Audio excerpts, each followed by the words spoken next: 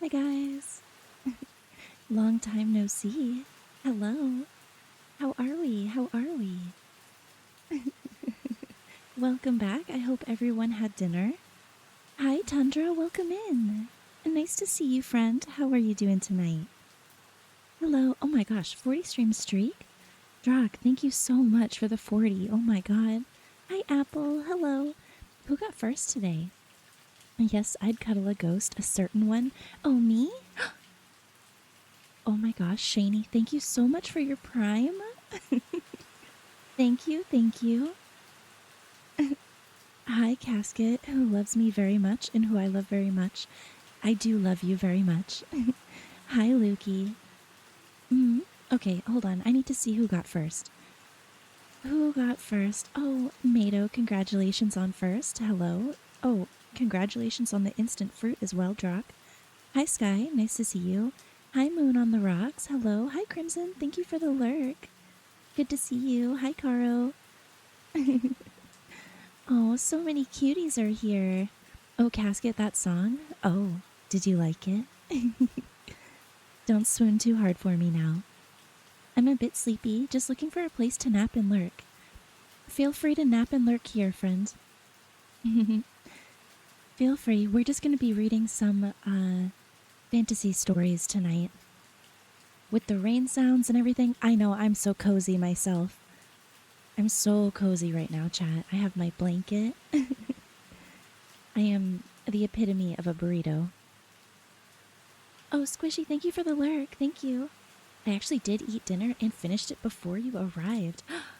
Oh my, a man keeps his promises. Oh, well, Shani, I hope you enjoy the subscriber perks. Wink, wink, wink.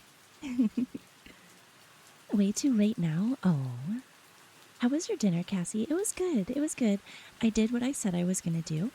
And I went and had some. Oh, Tundra, thank you so much for the follow. Thank you. I went and had some spaghetti, like I said I would, and I shared a picture in the server, just like I said I would. It was delicious, though. It hit the spot. It might not have been what I was craving, but it was still good, nonetheless.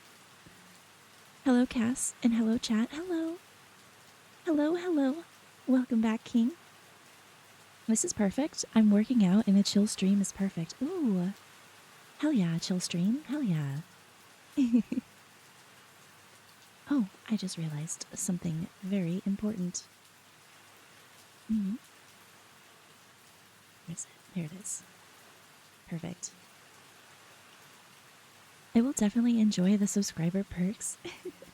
I likely would have done it even without those perks. Aw, you're so sweet. Thank you. Good night. Sleep well, Tundra. Sleep well. Been there, Carl. Bottom left, yes. Oh, thank you for the thunder. Gosh, the thunder is pleasant, isn't it? LGA! LGA, thank you for the 45 stream streak. Thank you so much. How are you, Pookie? I hope you're doing good. Bottom left, yes. Bottom left, yes. It's so confusing because I'm playing Valheim, and when the thunder hit, it started thunderstorming in game. Oh, well, funny, I manifested that. I manifested that for you. 100%. Oh, my goodness. Should I assume the position? Should I assume the position, chat?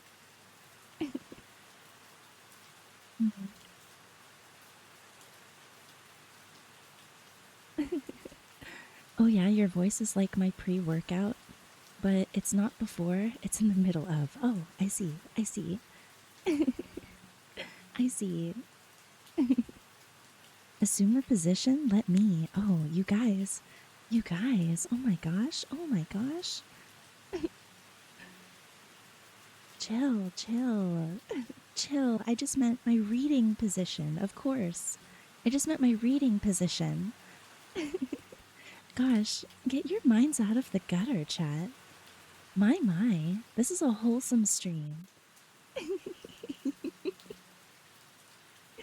Lurk, I'm gonna relax and get cozy to your beautiful voice. I love you, Goshi. I love you too. Sorry, it's been quite a night. I apologize. No, it's okay. It's okay.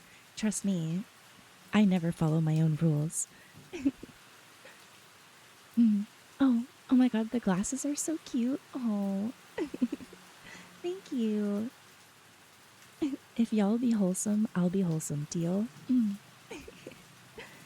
My mind wasn't in the gutter. I was giving you buns and glasses so you could read cozily. Oh, don't mind me. Don't mind me just reading cozily over here. Oh yeah, I'm totally wholesome. You look great in that position. The book reading position one, of course. Yes, yes. Yeah. I mean, whatever else could you be talking about? I just don't know. I just don't know, chat. Okay, guys. Who all was here last week for the last couple of chapters that we read? Because I believe that we left off on kind of a cliffhanger, but I need to look back and see. Oh, thank you for the hydrate. Sippy before reading. You got it.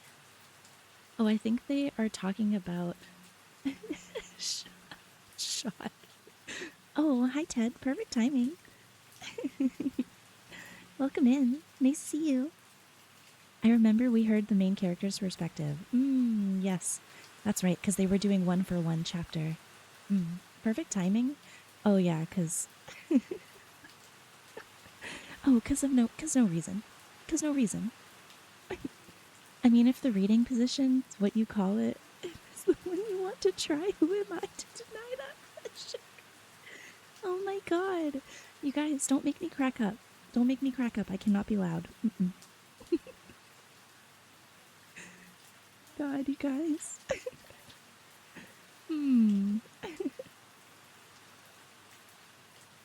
Oh my gosh, chat. My gosh. Oh my gosh. Okay. Okay, chat, let's lock in. What did we read last week? Let's turn the page. Let's see. Let's see.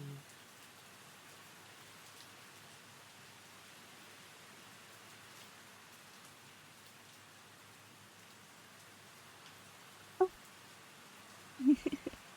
That scared me. Thank you for claiming your daily piece of fruit, Gaisu. Welcome, welcome. If any of you guys here have not claimed your fruit yet, that's a perfect opportunity. So I'm looking at the last chapter, and it looks like the last chapter we read was from Finch's perspective. So that means the one we're going to be picking up on is going to be from Alice's perspective, if I had to guess. So either way, I'm going to read the last page of the last chapter, so that way we can kind of get back into it and have a little bit of a recap. Let's see.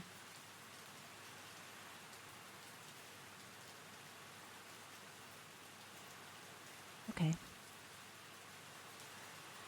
Are you ready? I think you're right that last week did seem to leave off on a cliffhanger. Yeah, I just can't remember why. So we're going to read the last page. Maybe the last 2 pages. Okay.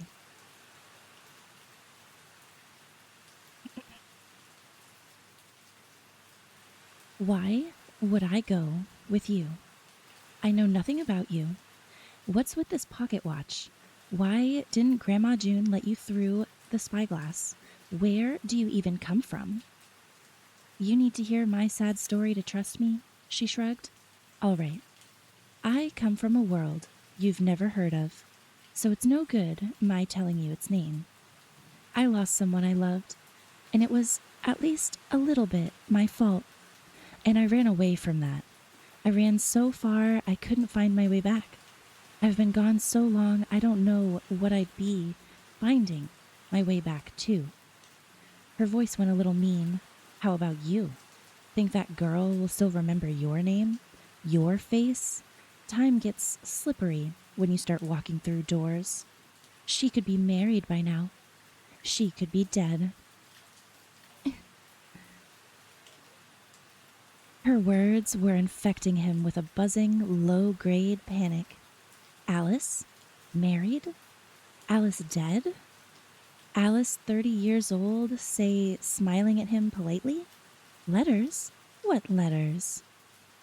So why would I let any more time pass, he asked, if too much has gone already? Because if you do this for me, with me, if you do this for yourself, I'll make sure you get exactly where you need to go, and when. That's something you can do? She held up her pocket watch. I've got a few tricks. But why do you... Because I'm scared. She laughed a little. I'm finally going to get what I want, and I'm scared now. Don't make me do this alone.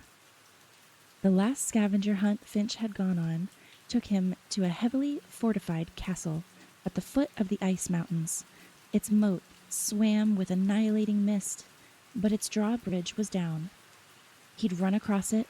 He'd moved through a torch-hung hall that felt like something out of a video game, down a winding staircase into echoing dungeons, and below them into a crypt. Each walled-in corpse marked by a bigger-than-life-size statue that peered at him with glimmering enamel eyes.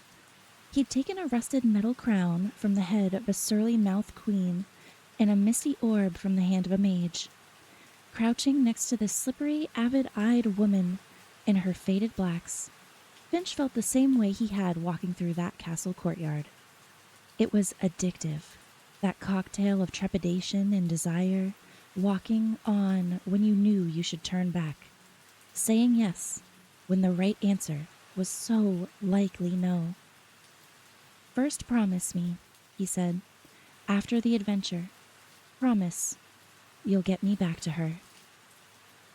Now I understand why I had the feeling like we left off on a cliffhanger. Now I understand. That's right. I almost forgot. I almost forgot that this book turned into a love story. Speaking of working, going to be heading in. Okay, thank you so much for stopping by. Gaisu, thank you for the 100 stream streak. Thank you so much. I'm about to fall asleep already? I suppose that's the point, shaking my head. I feel bad because I fall asleep every reading stream. It's okay.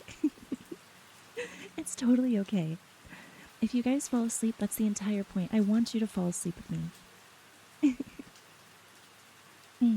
Okay, so I seem to remember now.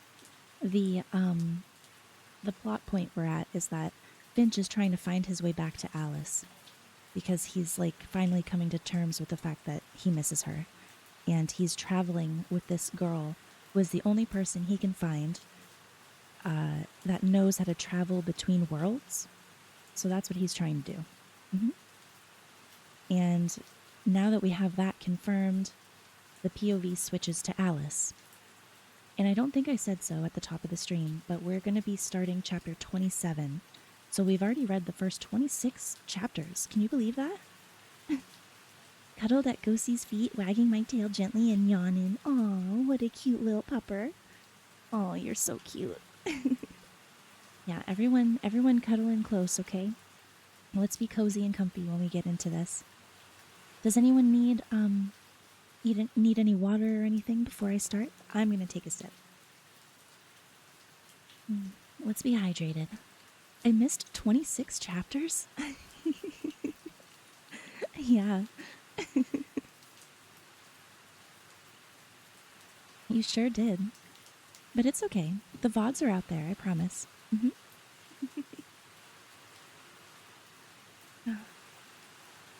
All right, chat. Let's see. Let's begin. Chapter 27. Pick up your goddamn phone. Pick up, pick up, pick up. Sophia did not pick up her goddamn phone, and the ghost hadn't come back. Not when I'd yelled for her, not when I'd recited The Raven. I thought about running out for whiskey, but I didn't want to waste the time. Instead, I walked the winding hallway and let myself back into room 549. I'd showered again first, then head to Sophia's place. I stank like curdled milk and burnt carnations and the solemn breath of the dead, and my ears rang with the ghost bride's prophecies. Ghost within, ghost without. Tell her she won't have to wait too long. I threw the chain and security locks before stripping down and stepping into the shower. The water took ages to get hot. I looked at it, running around my feet, and saw Genevieve in the bathtub, blue and white. I closed my eyes, counted to 10, 20, 30. Imagined Ella's hands in my hair, soaked away the outward traces of the night. But when I left the bathroom, I could still smell something awful, like the scent had crawled into my nose and roosted there. Or like it had been in the room all along, covered up by everything I'd just showered away. I took a step forward and stopped. There was someone in the room, in the bed. Soph? No reply. I watched the long lump under the bedclothes, waiting for them to sit up and reveal themselves. The covers were over their head, but there was something showing on the pillow, the unlikely color of cotton candy. Hair. Pink hair. I sagged against the wall, relief and confusion stripping through me. It was the woman from the front desk. Hey, Vega, wake up. No response. Gingerly, I walked towards the bed, wondering if she was messing with me. Vega, hi, good morning, night, whatever. I poked where I thought her shoulder might be. Excuse me, I've had a very shit night and I need my bed back. Nothing. My body was trying to tell me something, pumping a queasy poison into my stomach and my limbs, telling me no good would come of staying in this room. But I didn't listen. Instead, I pulled the blanket back and back, peeling it away from the figure on the bed. First, I saw the full fall of her flossy hair, then her startled, mottled face. Ice crystals gathered under her skin, bruises raised like the ghosts of old traumas. Her mouth hung open, and there was so much blood. A broad, black road of it. Maybe there'd be even more if she hadn't been frozen like a butchered animal before she was cut, before she was plundered. The blood came from her mouth, from the root of her swollen tongue. If I screamed, I couldn't hear it over the sound in my head. Bare feet in a towel, running down the carpeted hall, the elevator or the stairwell. Each felt equally perilous. I chose the elevator, 4 floors up and down the hall to Daphne's room. Her caps were off, and her lipstick, the fine needles of her teeth flashed behind the pale mouth. Another? I nodded wordlessly. In my room, she turned on every light, pulled the blanket over the dead, opened the window, took a bottle from her robe pocket and put it into my hand while she made a phone call. I drank it down. Much later, when my head was clear enough to think, I figured it must have been something more than alcohol, something she got from Robin, I'd bet, because from that point on, I felt okay. I felt detached, like I was watching a movie. The liquor turned up all the lights in my head and took the fearsomeness from the shadows. The room filled with people whose faces I couldn't keep straight, till I realized they were 3 people with the same face, the creepy, milk-pale brothers who lived with Sophia. They'll take care of it, Daphne told me, her words pressing funny on my ears. It was the body. It was a woman who was alive a few hours ago until she made the mistake of talking to me. More activity, lights turned higher. No, it was the sun coming up. and then the room was empty, and my bed was stripped, and when I looked at my face in the mirror, the imprint of Daphne's lips lay over my temple, like she tried to kiss the worst of my thoughts away. Her words, before she kissed me, came trickling through hours after she'd spoken them. "They'll think it was you." Then the kiss, cold and glittering, as the room turned gray. "Watch yourself carefully now. They all think that it's you." I let myself into Sophia's building, twitching with nerves and sleeplessness, banged on the apartment door until Jenny opened it, and then immediately slammed it with a shriek. "Go away, murderer!" "Jenny, god damn it, I didn't do anything. Get Sophia."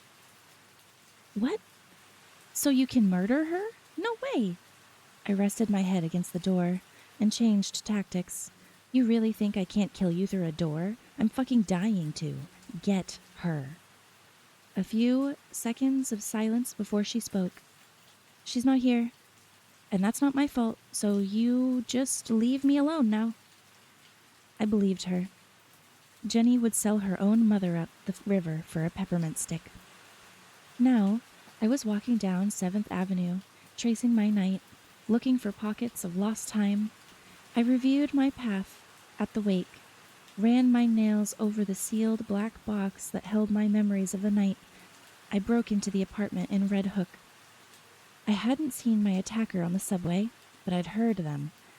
I couldn't have been fighting myself in the dark. Unless I was losing more than just time. Unless some crucial part of me had come undone. I was heading back to the bookstore, planning to sleep behind the desk until Edgar got in. The hotel was two kinds of haunted for me now, and whoever killed Vega had no trouble getting into my room. I saw her right away when I turned onto Sullivan Street, half a block down, back against the bookstore's front window. When she spotted me, she stood up straight and rushed forward, her arms half open like she didn't know if she wanted to hug me or hit me. "So you are alive, you unbelievable, irresponsible, thoughtless asshole." I was already crying. Just the sight of her face had done it. "Mom," I said, and ran into her arms. I didn't know until morning that some bars stayed open 24 hours. I didn't think either of us could have handled the grind and chatter of a coffee shop, and I didn't want to talk on the street, so we found a no-name place with a lit Amstel sign in the window and an unlocked door. Inside, we breathed the sour overlay of decades of spilled beer and watched a bartender cutting limes down on the far end of the gouged-to-shit bar. The only other patron was slumped next to the sleeping jukebox, one hand around a bottle. "Tell me," she said. And I did. I was exhausted, clinging to reason.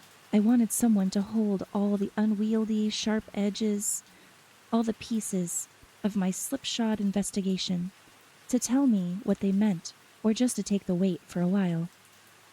I wanted someone to tell me I was good, way down at the very bottom where it counts, and not capable of the things some of them thought I'd done. I told her about the meeting in the psychic's shop on graduation day, what I'd drunk at Robin's, Red Hook, the necklace of blood. I told her about the murders, the shortest version, no details. It was harder to save her when I got to the stalled subway car. She gripped the table's edge and glared at me, gesturing fiercely for me to continue when I faltered. The knife, the rhyme, the hinterland, the ice. The hardest thing was telling her I'd gone to Daphne when I was hurt instead of coming home. And then I had to tell her about the wake, Genevieve's body, and the blood on my knees, and that was even harder. I told her just about everything, but that Finch was sending me letters. For now, those were just for me. I thought she'd look wrung out when I was done, broken. Instead, she looked hard, her eyes flinty and her mouth pressed thin. It's not me. I would never. I don't understand how it's happening, but it's not me. Of course it's not, she said, her voice so scornful and certain I breathed deeply for the first time in days. There's one more thing. My stomach turned. It was quite possibly the ugliest thing. They're the person, the murderer, whoever's doing this. They're taking something from each body. They're taking a part. Ella was holding her lime and tonic loosely, rolling it from hand to hand, and now her hands went still. What parts? Her voice was taut. Feet, hands, and Vega's tongue. Oh, she said in an altered tone. What? Does that mean something to you? What does it mean? She lifted a hand, signaled to the bartender. Reluctantly, he slopped over, tossing a dirty towel over his shoulder. Can I get a glass of whiskey, neat? We don't serve till 8. He looked pointedly at the clock hanging over the bar. A giveaway from some prescription drug company. It's 7:45. Ella pulled out her wallet and laid 2 20s on the bar. How about you give me the whiskey now and you take my money at 8? He shrugged, poured a long few fingers of wild turkey into a solo cup because it was that kind of place, and took the money. She picked up the cup and drank half of it down, not even a wince. And then she placed it gently back on the bar.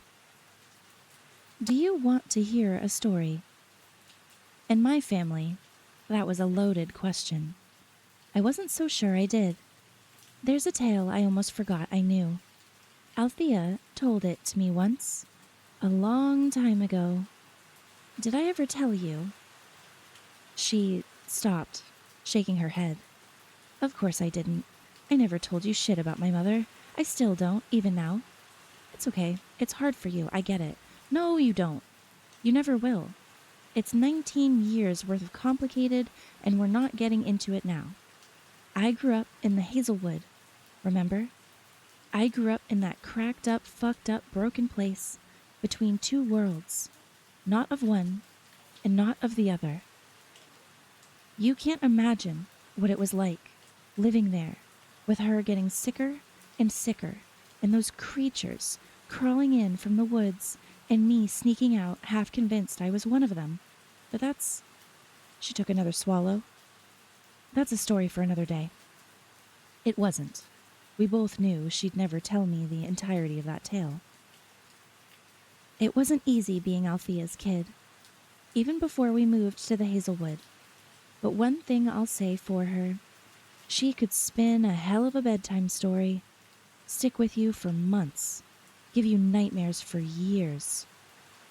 Althea and the spinner, they were not friends. Old adversaries at best. They used to meet for tea sometimes at the edge of the halfway wood. She smiled at the look on my face. Didn't expect that? Well, boredom makes strange bedfellows. This was after my stepdad died, long after people stopped coming to stay. Althea would get all dressed up for it, like she was Norma Desmond or something. Even when I was little, it was hard to watch. And she'd come home and tell me all the things they'd talked about, like it was the normal social call. I guess for her, it was. I guess it was the only kind of social she got. The hinterland treated me like a mascot, like a little changeling kid. Untouchable. Althea, though, they messed with. Or worse than that, ignored. My God, you cannot fathom the depth of her loneliness. Okay, she said, putting down her cup. Okay, so there was one day when Althea came home from one of her tea parties and told me a story. She told me lots of stories, enough to make you sick on, but this one I remember, because she told me. And she said this like it was an honor that she knew it, because even if she resented the spinner, she drank her Kool-Aid too. She said it was the very first tale the spinner had ever told.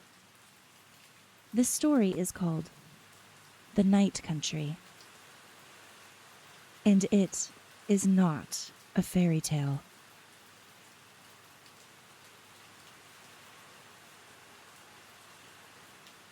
And that's the end of that chapter. Oh my god. They said it, chat. They said it. Holy crap. Okay. The first story the spinner ever told is called The Night Country. Interesting. Holy shit. They said the thing. Yeah, they said the thing. They said the thing. Thank you. They said the thing. Oh, thank you for the head pat as well. Oh, Kisa's here. Hi, Kisa. Nice to see you. Oh, you guys are sweet. Holy crap. I'm gonna make myself hydrate, but chat, they said the thing. I can't wait to know. The next chapter looks like it's the story of the Night Country. I can't wait to know. I need to know. The thing in this economy. Oh my god, you guys.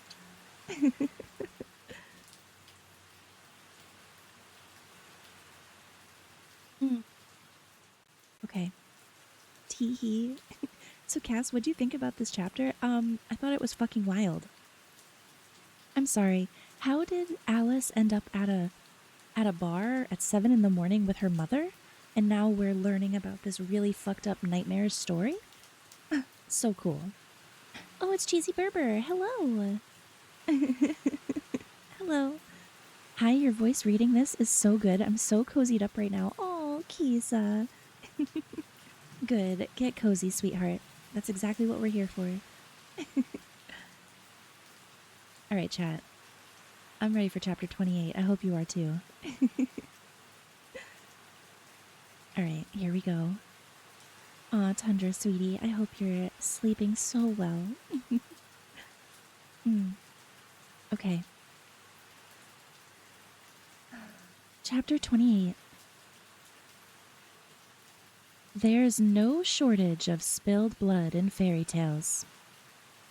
But this is not a fairy tale. It's a love story. In a real world where blood was red as apples, as bitten lips, and spilled just once, there was a girl. Always, of course, a girl. This girl was not a victim or a victor, not a maiden or a princess or a mother or a witch. She was a girl with chapped knuckles and curious eyes that saw everything. She was not a good person, by which I mean she was not good at being a person. Which was okay, because she lived in a world where girls were not expected to be good at anything. She was uninterested in the limitations of her sex, so she ignored them. Her obsession was with uncovering the workings of her world, what lay beneath. Though not a princess, she was the daughter of a powerful man, a magician, and a dead mother. So perhaps this is a fairy tale. Just a bit.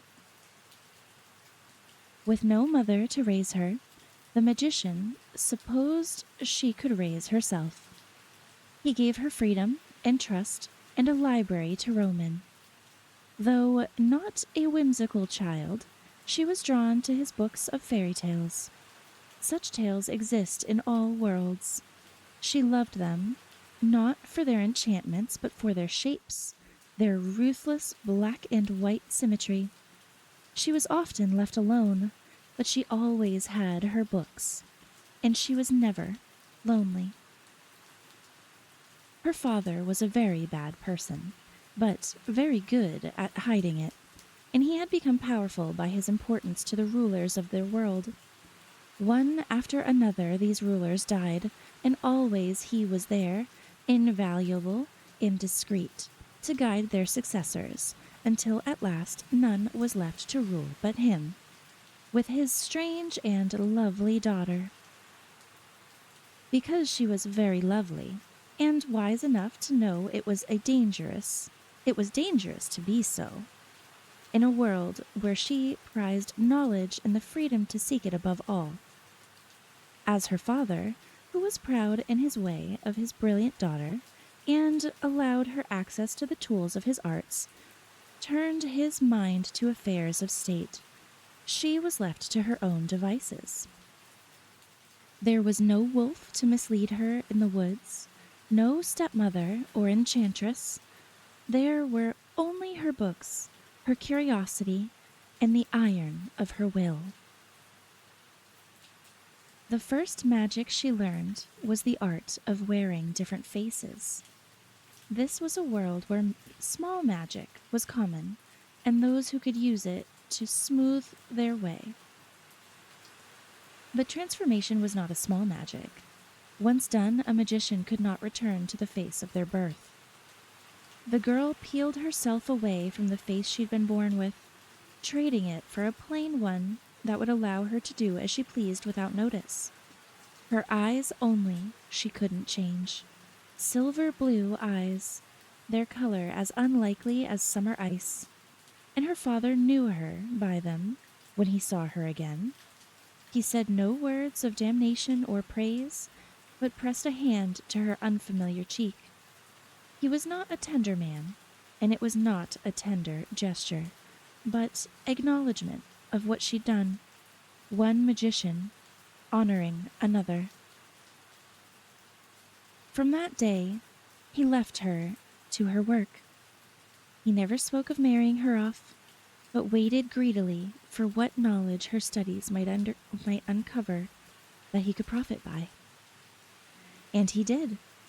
Her abilities became greater, deeper, more insidious. She was born the beautiful daughter of a commoner, and had become the plain daughter of a self-made king, and it seemed that nothing could stop their rise. Until something derailed it. This girl was uncommon, intelligent, without sentiment, cold. But she was not entirely heartless, and love, unexpected and unlooked for, came her way. It happened like this. On occasion, her father would prevail upon her to give some demonstration of her magic, as impressive public displays to shore up support and quiet the discontented. He took credit for this magic, which was as she wished it. She liked being nearly invisible, working in her library and her laboratory, learning to separate matters from reason, and to convince the physical world that it needn't continue to do the thing it had always done, just because it was habit. On the 3rd anniversary of her father's rise to power, he requested that she put on a display in his hall. She made hypnotized spectators dance 10 feet above the ground, twirling in elegant pairs. She coaxed static sparks from their clothing and rolled them into a lightning bolt that cracked across the ceiling and back, before unraveling and returning to the places from whence it came. For her final act, she lifted all the jewels from the gathered attendants' ears and wrists and throat and fingers and gathered them into a spangled cloud that cluttered and hummed. She meant for the jewels to whirl up into shape of her father's sigil, but something was working against her magic. It bent the will of the jeweled cloud. Instead of forming her father's sigil, it picked itself out into the shape of an abelia, a bell-like flower, and then it shivered out like blown pollen, each piece returning to its master. The audience thundered their approval, not understanding the error.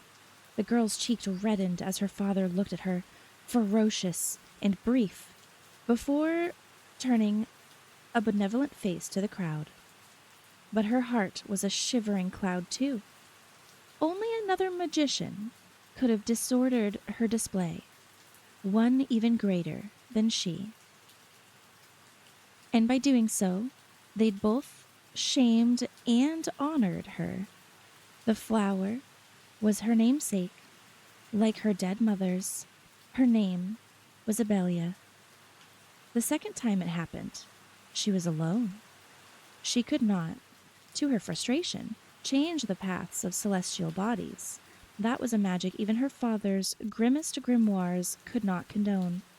But she was learning to alter the appearance of the skies.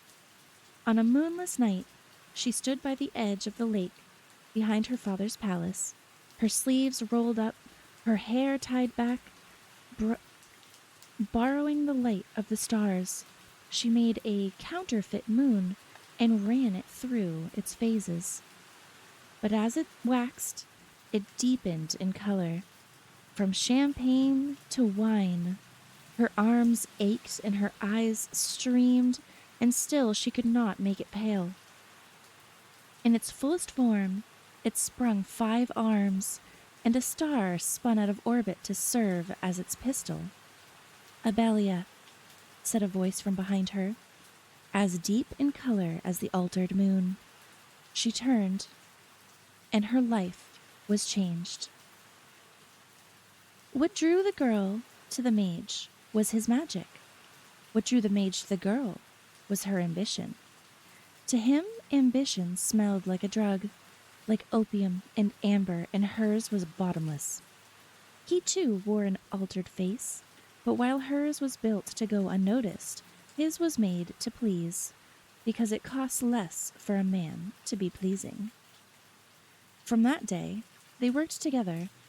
Her ambition ran into his like a tributary into a river.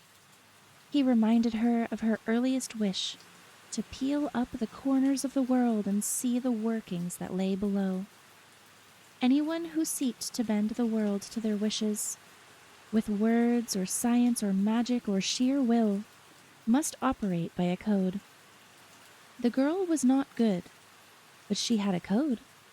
She did not undo what she could not put back together. But rules can be rewritten, letter by letter, by a man with a velvet voice who touched her mouth with his thumb and said her name like it was dripped in honey.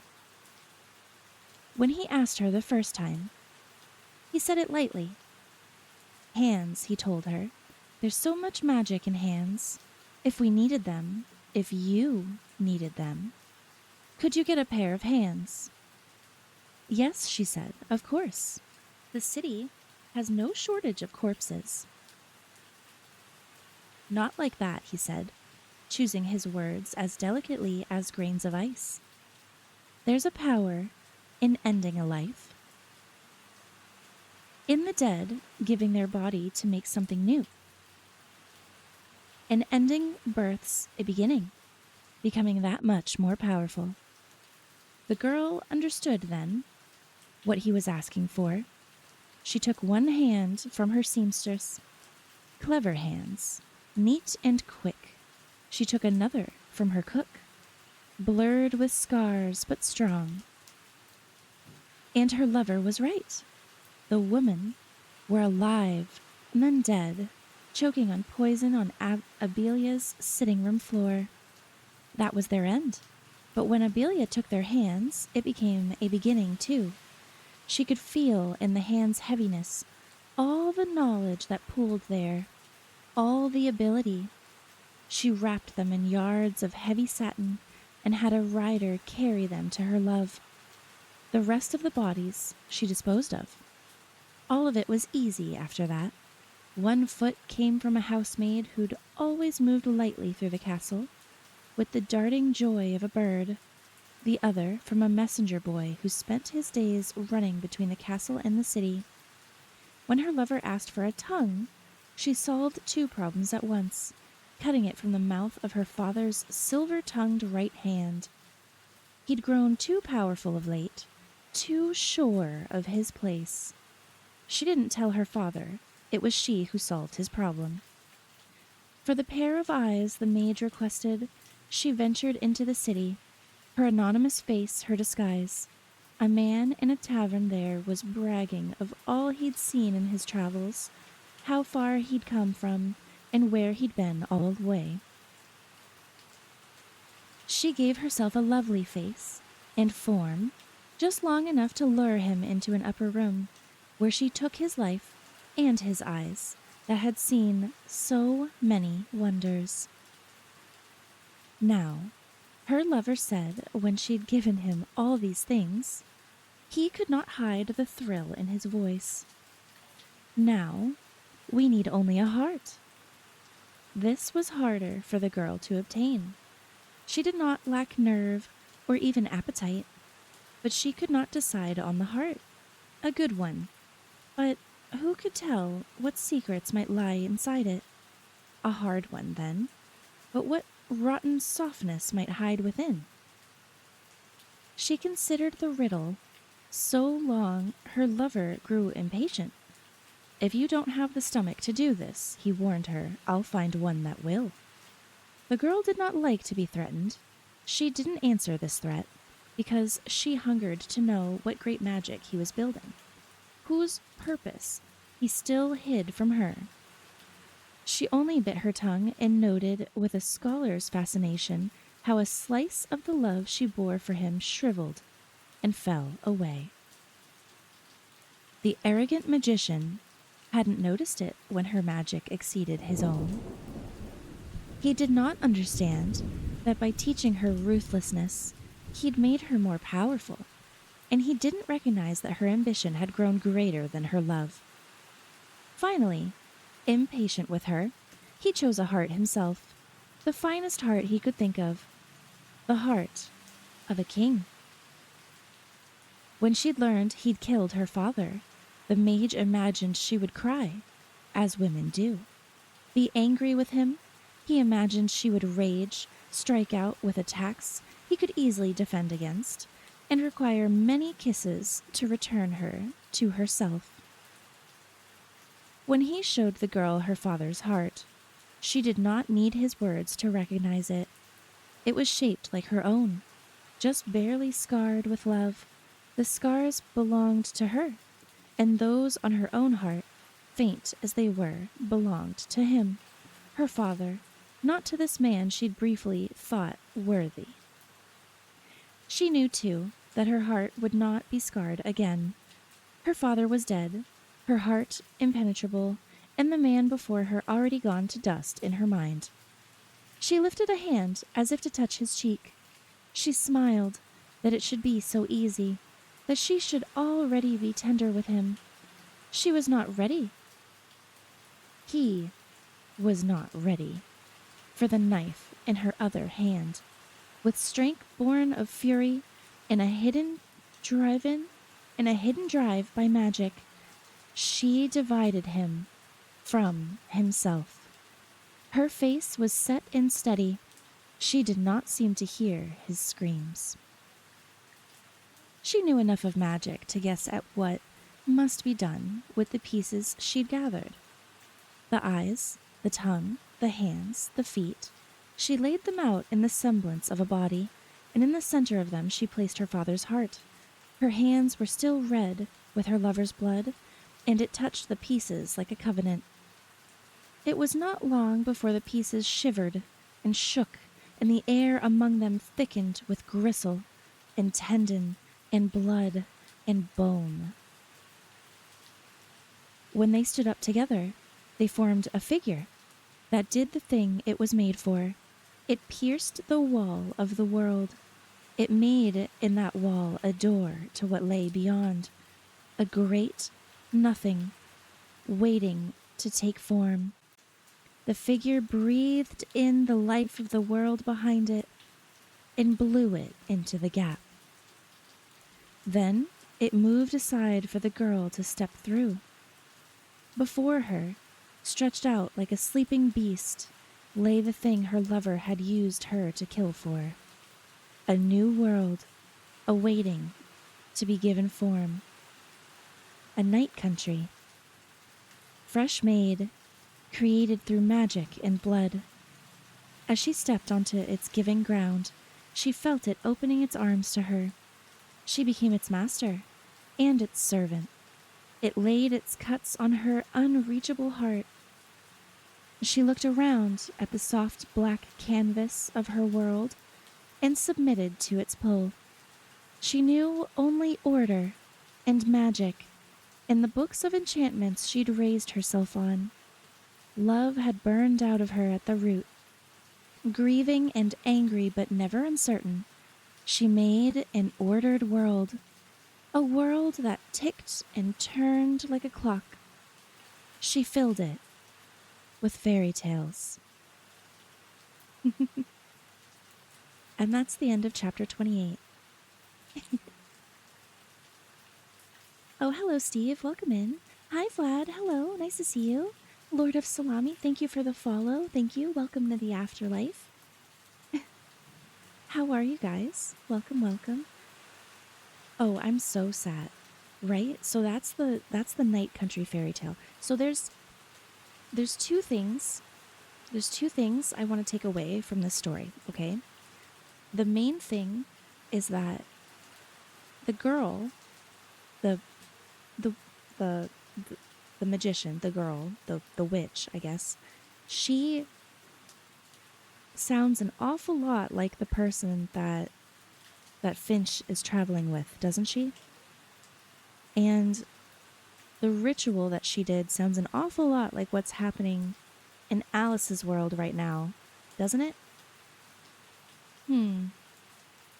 I wonder how they're linked. Thank you for the head pat, Ted. Thank you. How is the Fruity Ghost doing tonight? I'm doing so good. I hope you guys are doing well, too. I hope you're here to be comfy and cozy with me. Oh my gosh. Cass, yes. Are you going to ask me what I think? Cass is being a good ghostie. I am definitely trying. For a bit before I dip. Aw. Well, thank you for being here. Let me drink some more water.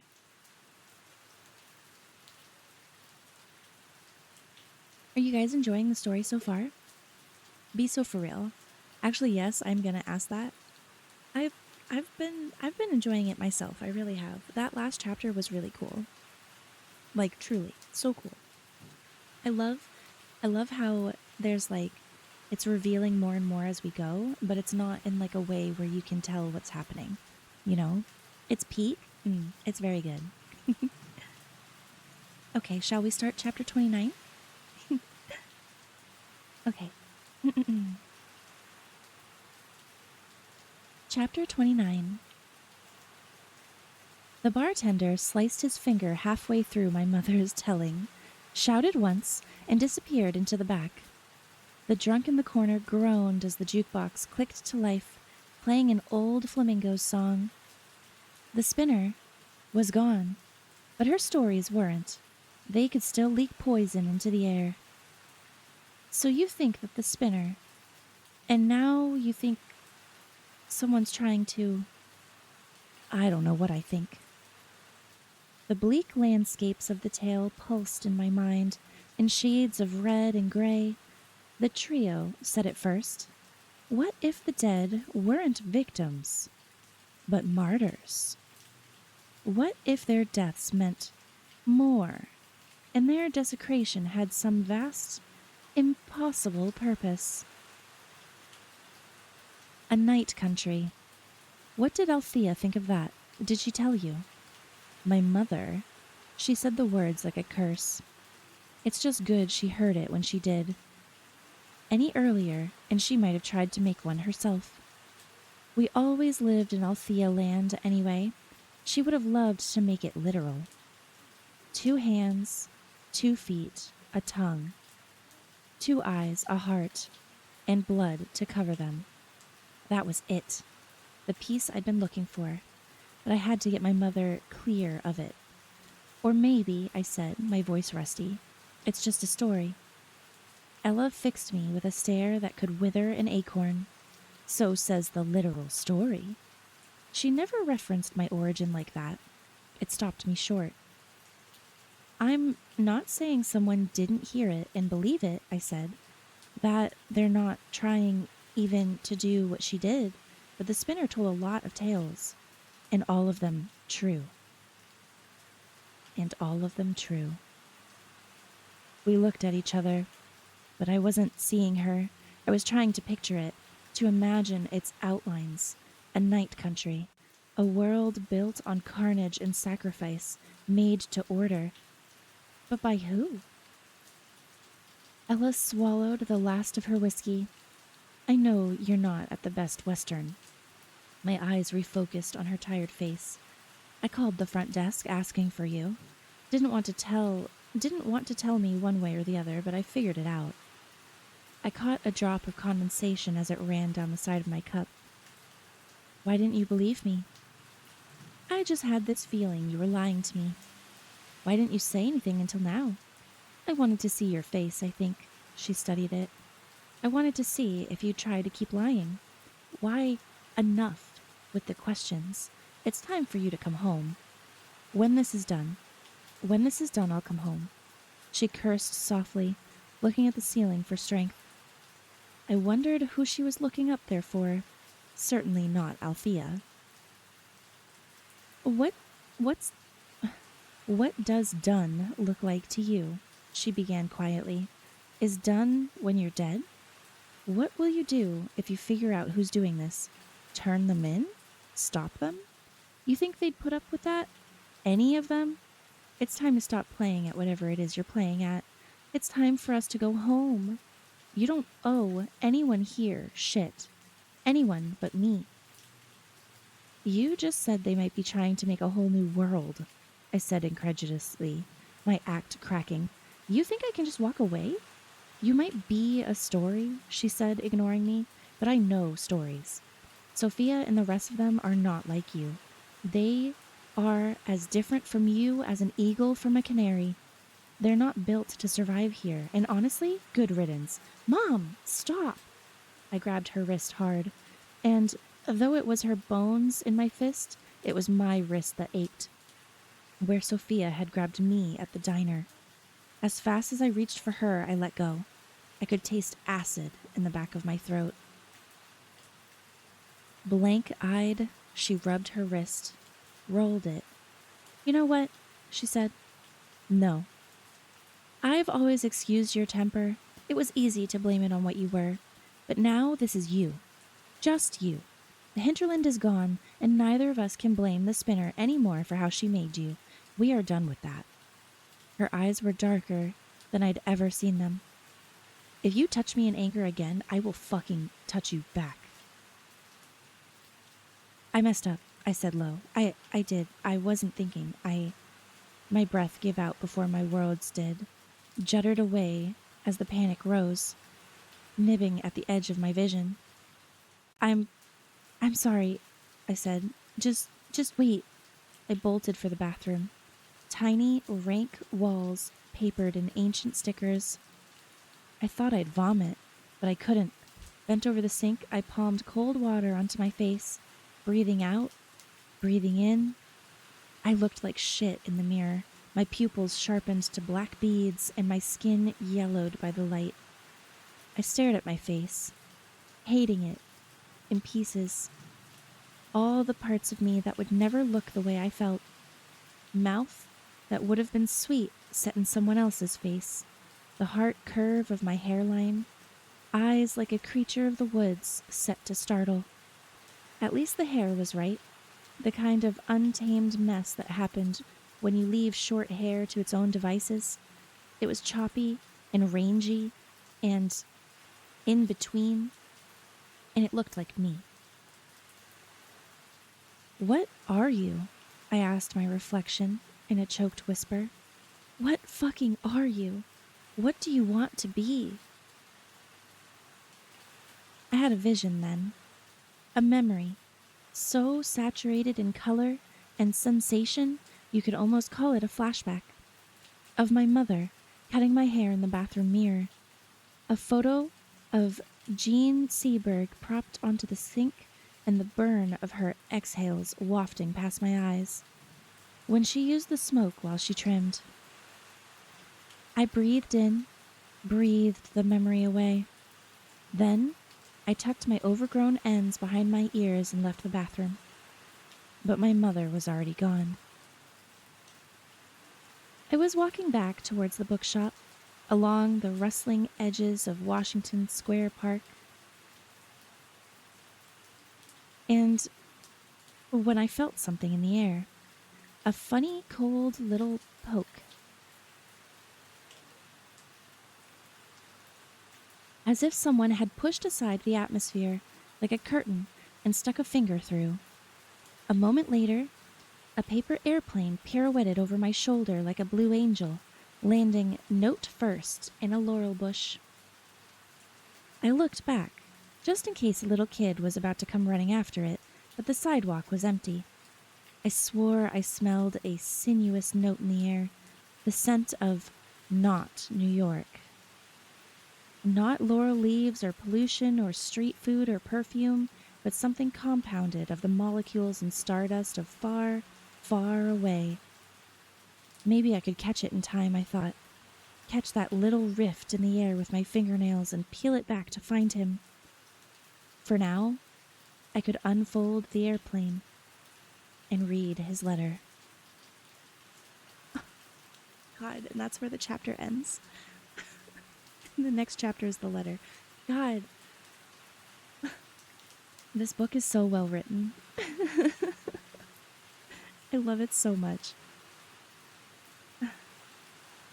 Okay, I'm just going to barrel into chapter 30. I need to know what this letter says. Hydrate? Fine. Fine, I'll hydrate.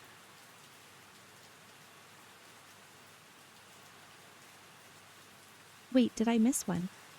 Or are you just telling me to?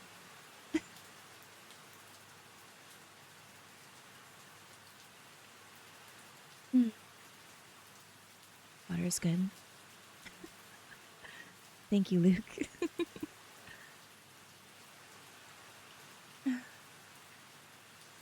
Okay. Chapter 30. Oh my gosh, I'm gonna sneeze.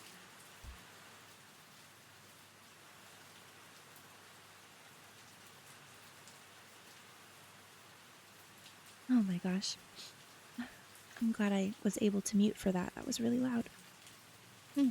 Bless you. Thank you. I don't know how to access redeems in mod view. I don't either. I don't know how to do it on mobile anyway. Okay. Thank you for the hydrate. Alright. Chapter 30.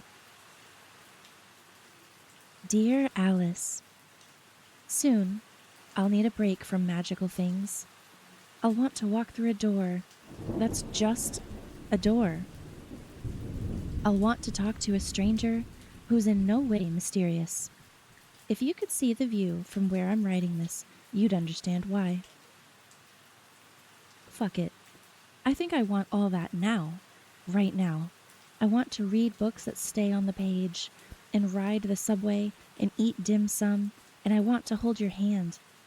I wonder if I'd be brave enough to say this to your face. I think I would. I asked you out once, remember? I kind of want to take that sentence back, but that's not the way the magic works. I'm almost ready to come home. I've got a way to get there, too, or at least the promise of one. There's just one more wonder I'm out to see. If something out of a book. It's something out of a book again. It's called The Night Country, and I don't want to explain it until I've seen it. Someone called it the very last secret, whatever that means. I guess it means I won't know what it is until I get there. It'll either be heaven or it'll be hell, but either way, an adventure. I want to write to you again, but what I want even more is to watch your face when you look up from a book one day and see me. One day soon, I'm gonna be so shy when I see you again. It's just, by now, I've said as much to you in letters as I did in life. Be patient with me, okay? When I see you, and my tongue tangles up, be patient. I'll see you after the night country.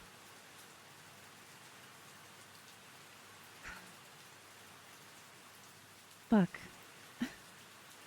Fuck, chat. It's the end. What do you think's gonna happen? Help. Help. I don't know what's gonna happen. I don't even want to look. I don't even want to look at the first page of chapter 31 yet.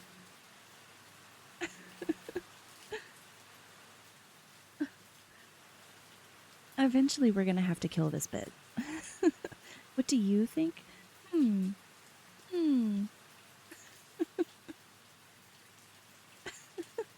No? I'm trying to get chat engagement, okay? When I ask that question, I'm asking you guys to see if you're paying attention. You silly. I don't want to know. I'm scared. Not really, but I don't want it to end. I don't want it to end either. I'm trying to predict, like, if something bad is actually going to happen. Like, I can't tell if we trust this girl that Finch is like walking through worlds with, you know, because she definitely feels like the girl who is responsible for the magic in the Night Country story, you know. Thank you for the lurk, Crimson. So I don't know. I don't know what's going to happen. I don't want anything bad to happen to Finch. We already thought he died once. I don't want anything else bad to happen to him. Okay. Let's read chapter 31.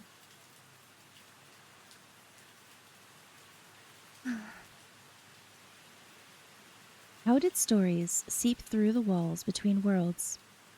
They came in through the cracks. Althea's stolen fairy tales, those bloody little coils of princesses and kings, they made the cracks. But the tale of the Night Country, Ella telling me here, Finch hearing it there, wherever there might be, it made me nervous. More than nervous. The coincidence of it was sanded between my skin. When we'd first met, Finch and I, our meeting sang with a straying resonance. Something grew up between us, something gossamer fine. We'd torn it down with my stupidity and his betrayal, and then the different things we wanted divided us. And now here we were, years and worlds between us, and still he could find me by letter. And one tale could find us both. Already, fairy tales had brought us together, imprisoned us, spilled our blood, and carried us ruthlessly apart. What might this one do? I left Ella a rambling voicemail. I called Sophia again and then sent a text. I know you're not talking to me, but this is important. Please, please, please just tell me, where are you? She didn't respond. For hours, as I dozed fitfully in the back room of the bookshop and sleepwalked under the sun and read Finch's last letter again and again, my eyes blurring and my hands gripping the page. When she finally responded, the relief hit me like a sugar rush. I'm not talking to you. I stared at my phone and understood suddenly how Ella must have felt, trying to chase me down by text and getting nothing but a cursory message after hours of silence. Okay, but we need to talk now. Something's happening. Where are you? Her response was unexpected. Going to a party. There was a delay, long enough that I knew she was debating it, and then, wanna come? Send the info, I texted. I'll see you there. Party could mean a lot of things, and I barely knew how to dress in the best of times. I changed into jeans and my cleanest shirt and put lipstick on. A burgundy that made me look like a little kid sneaking wine at a dinner party. Then I rubbed it off and put on eyeliner instead, with my mouth still bruised with leftover color and my hair a tangled cloud, dark below and pale at the roots. I looked older. Sophia would never make it past 17, but I was already on the other side. From here on out, I'd be leaving her behind. Unless she left me behind first. She hadn't said whose party it was, or how she knew them. It was in a condo building in Tribeca, so new you could smell it. The entrance was all wasted space, granite walls and complicated light fixtures and the trickle of water running over stone. A bored guy sat behind the front desk staring at his iPad. 10 stories up, the elevator opened onto a hallway spilling over with strangers and sound, the door across the way held open by a woman's back. She leaned against it in spiked heels and a short red dress, eyes tilted up, laughing at something a man was yelling over the music. As I edged past her, into the apartment, she looked at me and stuck out a pointed tongue. Quick as a wink, then her attention was back on the man. My feet stuttered, but I couldn't place her before she let the door swing shut. Stepping into the party felt like stepping into a mouth. There was art on the walls that looked real, and a bar set up in the corner, which already made it way fancier than any party I'd ever creeped around the edges of. And either everyone was having fun or they were determined to look like it. The music filled my head, loud and bright and beating like a heart. And I'd been there 2 minutes, but already I couldn't breathe. Across the room, doors opened onto a patio. I tunneled towards it. It was cooler outside, the air braided with cigarette smoke and performative laughter. I put my elbows on the railing, looking out. The sky was black with a red echo, like Ella's hair after she rinsed it with henna. A pair of women to my left were laughing too hard to talk, and on my other side a man sat on the railing smoking a joint, his feet hooked around the bars. I hadn't seen Sophia yet and was starting to wonder if she was here. This wasn't her scene. She didn't know people like this. "I'm here," I texted. "Where are you?" I waited for her answer, watching a guy with pornographic chest hair struggling to get a lighter out of his painted-on jeans. My phone twitched twice. We're everywhere. We're all around. Dread dusted my skin like moth's wings. I looked up and combed the crowd. Nobody I knew. Good-looking, strangers in expensive clothes, with haircuts so ugly you knew they cost $200. I took a last breath of the balcony's weird red air and plunged back into the party. It took a while for me to notice them. There was no dance floor, but people danced in pockets here and there. And wherever the dancing was too wild, too off-key, wherever it struck a note of odd discord, I saw them. A dark clock of them, counting down in a circle around me. Hinterland. The man with the blue-black beard and trim suit running his tongue up a woman's neck. Hinterland. The girl who looked about 15 in a dress that might have been a nightshirt, jumping in place and screaming like she was at a punk show. Hinterland. And the narrow, cut boy in black, and the crone with the razor-blade smile, and the woman in the tiny green dress, her hair the color of fresh blood. Daphne, blazing a rippling path through the party, tugging people's heads to turning. Behind me, someone trailed their fingers over my bare arm, and I swung around, expecting to see Sophia. It wasn't Sophia. But I knew her. I'd last seen her in the hotel lobby. Dark skin and silvery hair, her eyes lined in the same starry color. She was one of the 7 sisters who moved together in a pack, always gloved, always whispering. Her gloves were off tonight, her nails filed to rose-thorn points. She smirked at me, mouth malevolent, and then slipped on through the crowd, her hands seeking exposed skin. The way she moved made it look like she was dancing, but it was deliberate. She executed a dizzy turn, running an index finger over a woman's clavicle. She wasn't alone. Her 6 sisters moved like pewter-headed matchsticks through the crowd, one of them climbing the stairs to the loft, all of them touching, people turning around in confusion or anticipation, smiling at them or pulling away. I looked at my arm where her touch had been, expecting to see something left behind, a bruise, a trail of iridescence. There was nothing. I can't believe she touched you, Sophia spoke into my ear. Relief threw me off balance. I grabbed her arm. You're here. I told you I would be. Her face was tense. Alice, you should go. Not till we talk. I've been looking for you. Where have you been? I'm sorry about that. I really am. But right now, you need to go, or things are going to get bad for you. Things aren't bad enough? She nodded towards the sister who touched me. In the hinterland, their touch could make you hallucinate. They could make you see anything. They're not as strong here, but still, you should go. My heart went hummingbird. But they're touching everybody. What are they trying to do? She spoke the words slowly, like she wanted me to really hear them. Whatever they want to do. There was easily 100 people here. More. What would the sisters make them see? Make us see? And what would it do to all of these bodies in this tight space? Why are you here, then? My voice was small. What are you trying to do? Her gaze flicked over my shoulder. I'm looking for a friend. I grabbed her hand.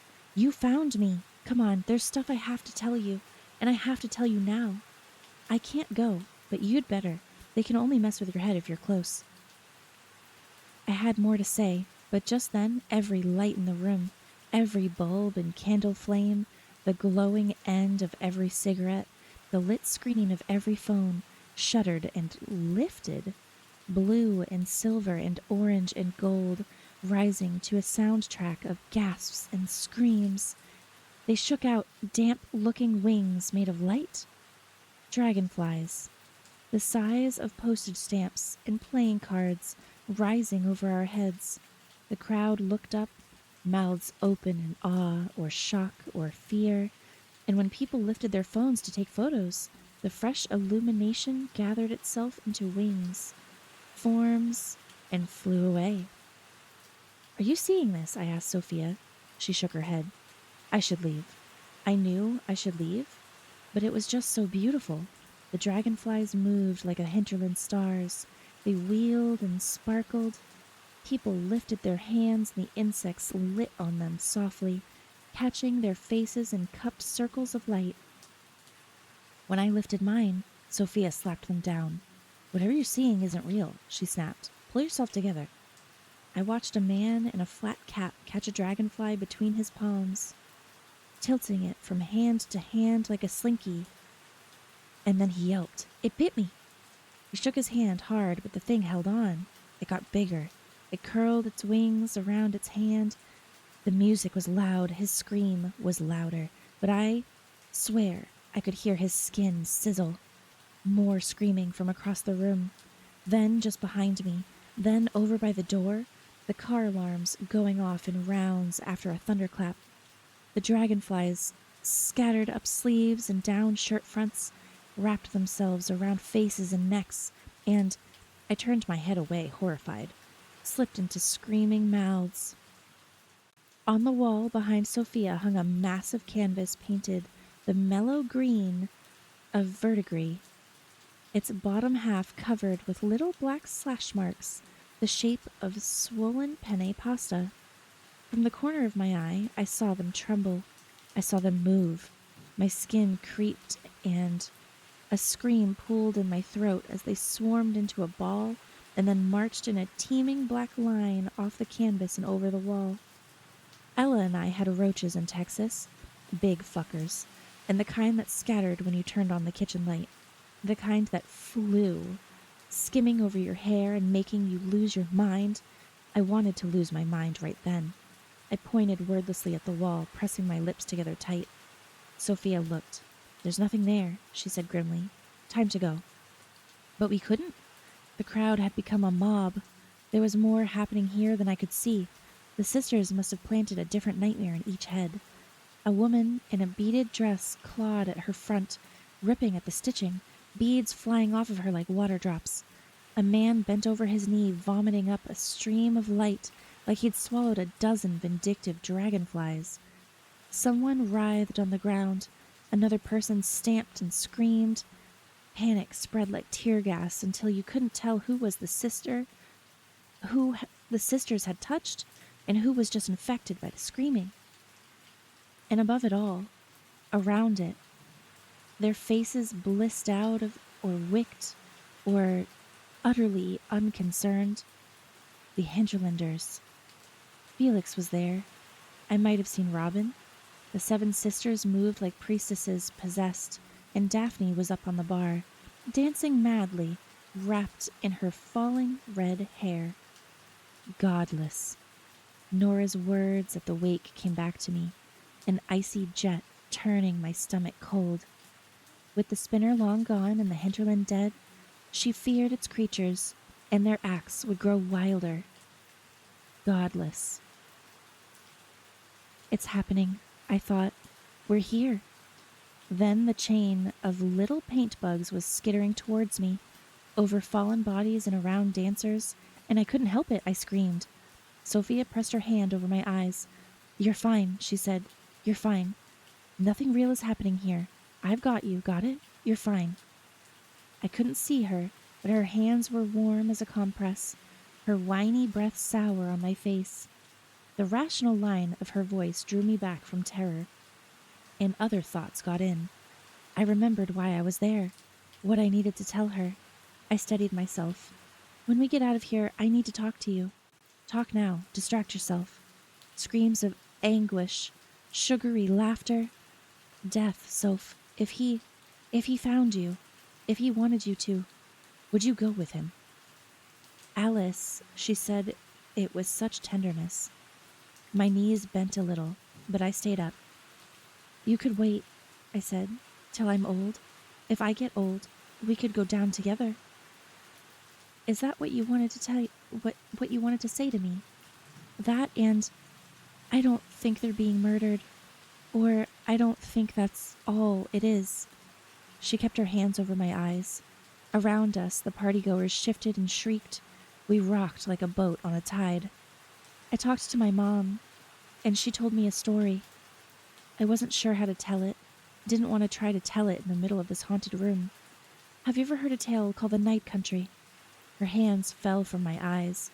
Her face was too vulnerable, soft as a mollusk. "What did you say?" Then a scream came from above, and we both looked up. A woman teetered at the edge of the loft, in a blue dress and bare feet. She was half screaming, half laughing, hysterical and high, her hands grappling at some invisible thing around her throat. "Oh, shit!" I held up a hand. "Oh, wait!" She went down. Sideways, almost slipping over the railing, but instead she hit the stairs, tumbling in an awful slapstick spin wheel. I didn't see how it ended. Sophia wrapped an arm around my neck and the other around my waist and pulled me in tight. I spoke into her shoulder. Tell me that wasn't real." "Shh," she said. "Shh." She tucked my hair behind my ears, the gesture so motherly I went still. And then she kissed me on the cheek, soft and open-eyed, and if I blinked I might have missed it. Swimming in the lacquered amber canyon of her left eye, a round, black absence, like a freckle on her iris. If it had always been there, I'd never noticed. The insects crawling around my feet were gone. The wicked dragonflies winked out. Maybe even the sisters had had their fill of fun. Someone turned the music off and the lights on as people blinked at each other, stunned, or started to cry. They clotted around the bottom of the stairs. They pulled out their phones. I looked around for Daphne, but couldn't find her. Voices rose, and someone flung open the apartment door. Half of them were turning towards it, the other half rubbernecking the woman at the bottom of the stairs. I was a coward. I didn't want to see. Didn't want to know how bad it was. What the hinterland was responsible for. Come on. When I turned to grab Sophia, she was gone. I looked for her, but the pack of bodies was carrying me towards the door. If I didn't follow, they might have lifted me off my feet. The screams of sirens came from below, spiraling and distant and moving in. The crowd moved like a many-headed animal, bypassing the elevator, going straight for the cattle press of the stairs. I lost myself in the pack of strangers, shouting and crying and shoving in their rush. But human to their cores. That's the end of chapter 31. Damn, what the fuck?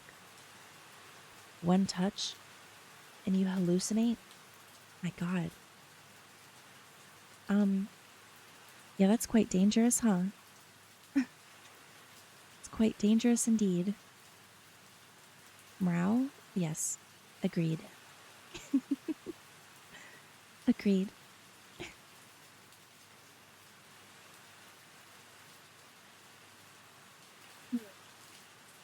Haha, cute. No, you. Yeah, I don't know what to think. Howdy, everyone. Hi, Jackal. Hello, how are you? Lovely to see you. Are you off work now? You're doing so well, Ghosty, am I? Aw, thanks. Thank you so much. Howdy, everyone. I hope you're having a good night. Exhausted, utterly and truly. Well, Jackal, I hope this stream helps you rest. Yeah, I just got off. Good. Take a load off. Get some rest while you're here, okay? Let all of the stress of your day fade away for now. Yeah, no more stress. Don't worry about your day anymore. Just chill and relax and get cozy.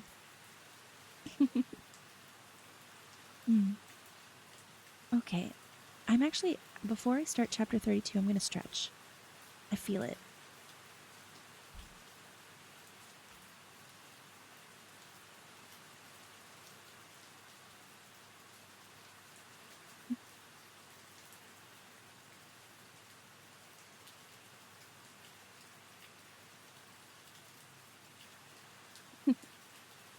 Man, I'm getting tired. Good. You should be getting tired. It's like, what, 4 a.m. your time? You should definitely be getting tired.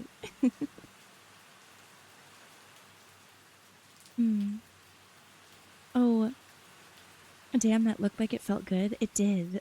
What, my stretch? It did feel good. I cracked well, maybe not every, but a lot of my back.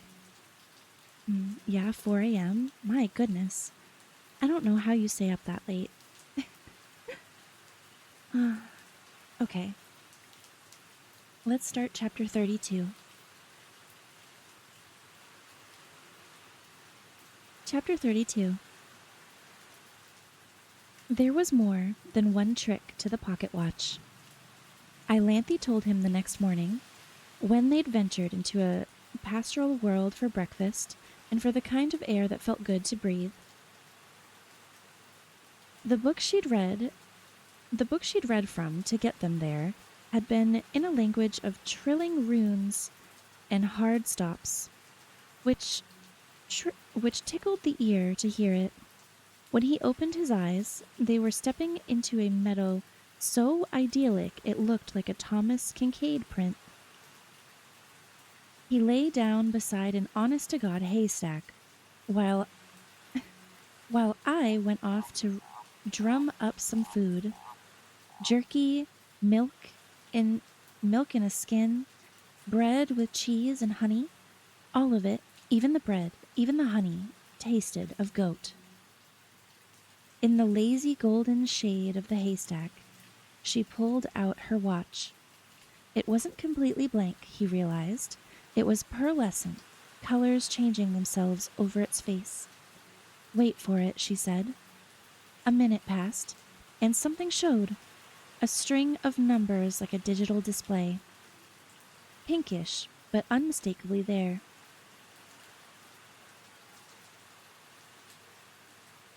They darkened to red as he watched, then slowly faded to nothing. Call numbers, she said. Corresponding to books in the library. Corresponding to worlds. Everywhere, in every world, a version of the night country tale exists. When the numbers show like that, someone in that world is reading the story or hearing it. When the numbers turn solid, you know, that's a world where someone is building it. It has to be built? She'd taken a big bite of goat flavored something. Her yes sprayed him with crumbs. And we, what? Jump in there and steal it? Think of the picture book. The girl and the boy work together to make their world. It's better that way, with more minds. So you're saying we'd be doing these random strangers a favor by appearing out of nowhere and trying to take over their world? She thought about it, dusting off her hands. Yes. But you say you can build a night country? How? Why don't we just build one our... Look, she said testily. I've got the magic watch. I'm telling you how this is going to go. Then, seeing his face, no, we're not partners. Sorry. What did you want to know? Oh, no, we're partners. Sorry, what did you want to know? How do you build a night country? That's the thing. I don't know how to do it. But somebody, somewhere, does. We'll find one in time.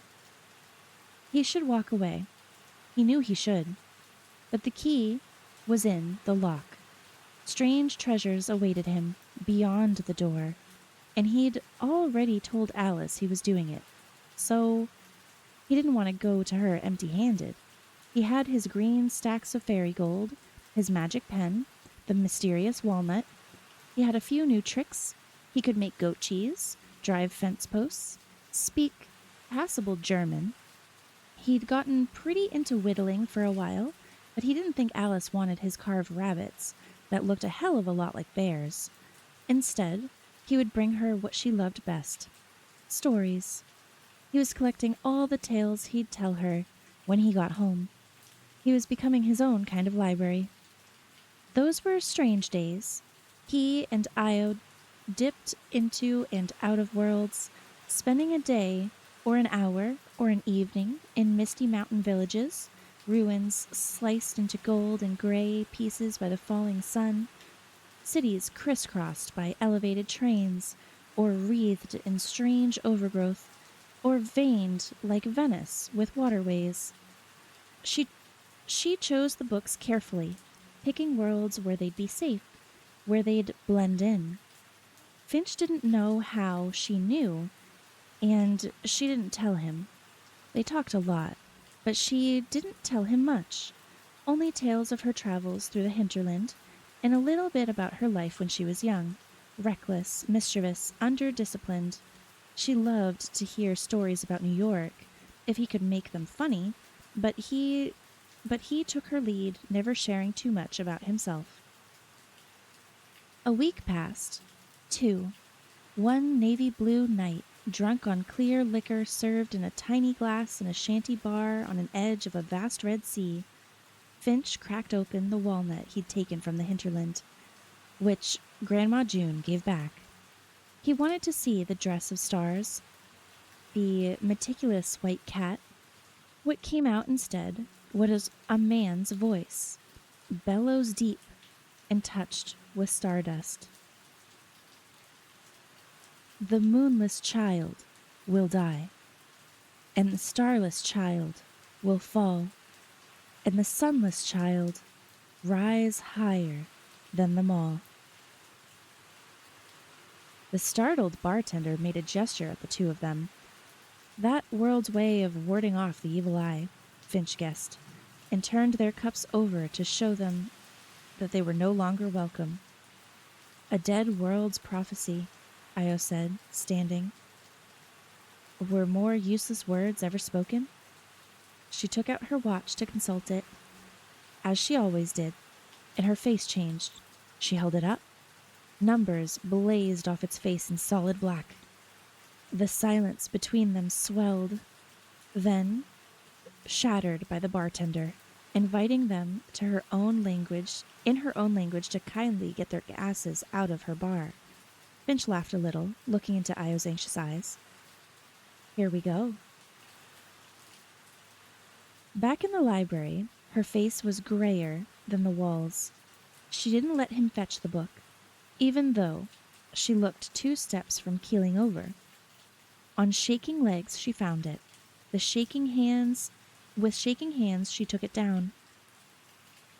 They'd been shocked sober by the pocket watch, but she was 4/3 of a way back to drunk by now, taking continual nips off her bottomless red bottle. Before she opened the book, she gave him a look, a hard, bright burned look, too packed full of feeling for him to master. It made him put a hand on her arm. "We're good," he said, peering into her eyes and trying to make her believe it. Oddly, her fear made him less afraid. He felt like a man lifting a sail, shouldering a pack, walking on down the road. "This is good. It's the very last secret, right?" He squeezed her arm. "We're ready." One more inscrutable look, and she opened her mouth.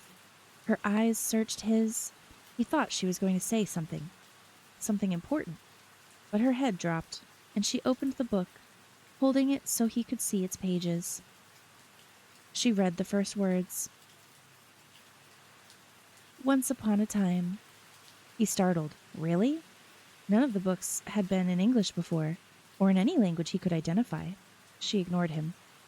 "Once upon a time, there was a man and a woman and a vast green land, with cracked places where the land rose and became rippling stone, and broken places where blue water came in. And the man made stories of the earth, and the woman told stories with the stars. And with the children she bore the stories multiplied." "Wait," Finch said. His voice was distant from him. It seemed to come from a place outside of his body. "Where are we going?" But the magic was already lifting them, taking them. "Shh," said Ianthe, and began again. "Once upon a time." That's the end of chapter 32. I love her voice so much. Oh, Aim, what? Are you talking about me? Thank you. I didn't realize you were here with me, silly. Hi, Alex. Do you guys think they're going to Earth? I mean, I have a sneaking suspicion they might be going to Earth. Just maybe a little bit. I think they might be going to Earth. Let's find out, huh? If they go to Earth, I'll be there. You know what? Me too. Just maybe. I don't want to assume. Okay. Chapter 33. Cities go wrong in the summertime. That's what the cops would tell themselves, the EMTs, all the bodies gathered together to tend to the girl at the bottom of the stairs, as good as pushed by the hinterland.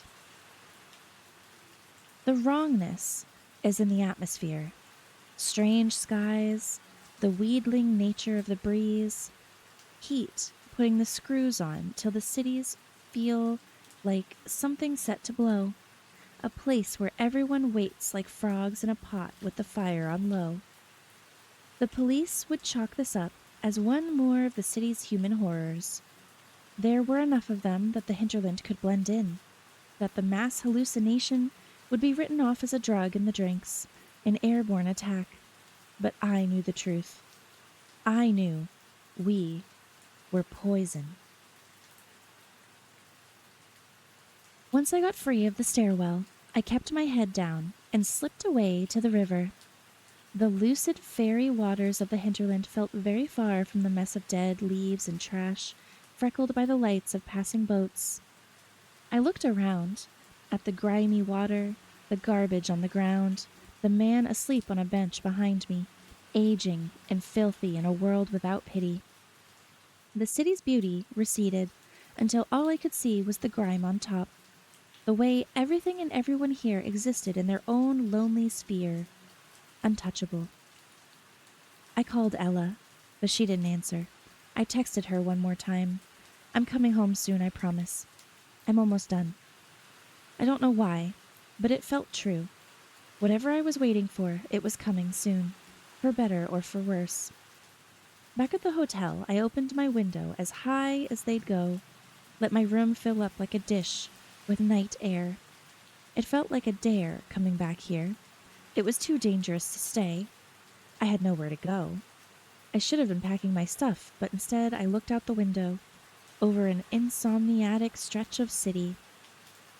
Here's what I'd say if I could write Finch a letter.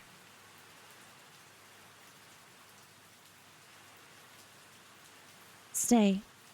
Stay where you are. Let me find you. My mother wants to run away. She wants to rewrite our life in a place with more empty space than people, where the air smells like hyssop and dust. But not me. I want to find you. I want to walk between worlds with you. I wouldn't mess it up this time. I wouldn't hide inside of my own head. I wouldn't let you hide inside of yours. How is it that I don't even know you anymore? How is it that you're so far away? A sound startled me, making my head snap up. Something slid under the door, skidding a foot over the carpet. A letter. I half ran across the room, my heart flooding with heat. The letter was scribbled in blue ink on old hotel stationery, folded into fours, but it wasn't from him. Alice. I lied to you when I said you're not special just because someone loves you. I lied to you a lot, I guess, but can you blame me when you always believed every damn word? I couldn't resist it. I'm sorry I didn't stay with you tonight, but I'll see you again soon. It won't be me, exactly, but you'll know I'm there. I'll be the wind, maybe, or the trees, or the water, or the sky even. I don't even know how it works. Alice, I'm tired, and I haven't been good in a very long time. And that's another thing I lied about, that I didn't even want to be good. I think this is the right choice for me. I think this world is the wrong one. There's going to be a time soon when someone's going to ask you to walk through a door. Say yes.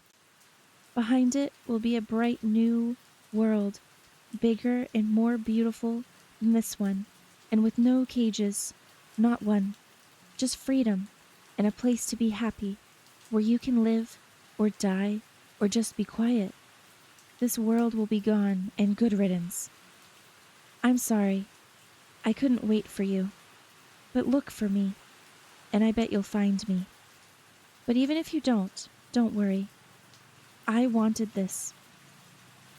I want this. Love, Sophia. I read it fast, too fast, the words running up on each other's heels. By the time I threw open the door, Sophia was long gone. This world will be gone, and good riddance. My mind rattled, pricked over the story my mother had told me. I closed my eyes, and her face showed itself in the dark. She was telling me the tale of the night country, a cup of whiskey in her hand, and dusty sun falling on her shoulders. The pieces shivered and shook. They formed a figure. It pierced the wall of the world. The figure breathed in the life of the world behind it and blew it into the gap, into the night country. It wasn't built only on flesh and bone and blood and the tawny muscle of the heart. It was a parasite, feeding itself on the life of the world it was built in. This world. I started towards the elevator, then ran back for my phone. Sophia didn't answer my call. Didn't answer, each ring shrilling in my ear like a scream. I stepped into my shoes, shoving my wallet into my jeans. Everything I owned smelled like sweat and smoke. I was on my way to the hall when something buzzed in my pocket. The compass Hans's father had given me was rattling like a phone on vibrate, and when I pulled it out, the rattling stopped. I studied its face. The needle strained in one direction, behind me, due southeast, like a dog on a leash. I folded my fingers around it and made for the elevator. Outside, I paced the street on foot, eyes glued to the compass, praying she hadn't taken a cab. Breezes tangled around me, just me, leaving the trash and the dirt untouched.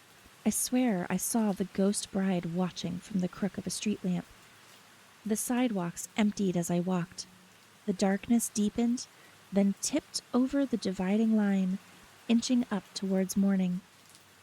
The sleepless city slept, the stars losing themselves in the widening sky. My footsteps were muffled, but I could hear my breathing as clearly as if my hands were cupping my ears. I felt like I was walking through a dream, but my dreams felt realer than this.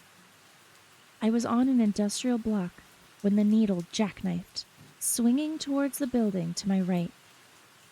It was the size of a small warehouse, its face fronted with tiles of reinforced glass. It stood out against the sky like a crisp-cut Halloween decoration. More than empty, it looked abandoned, but there was a side door, a brushed metal rectangle gone lacy with rust. Someone had propped it open with a brick. Maybe Sophia, or whoever was waiting for her.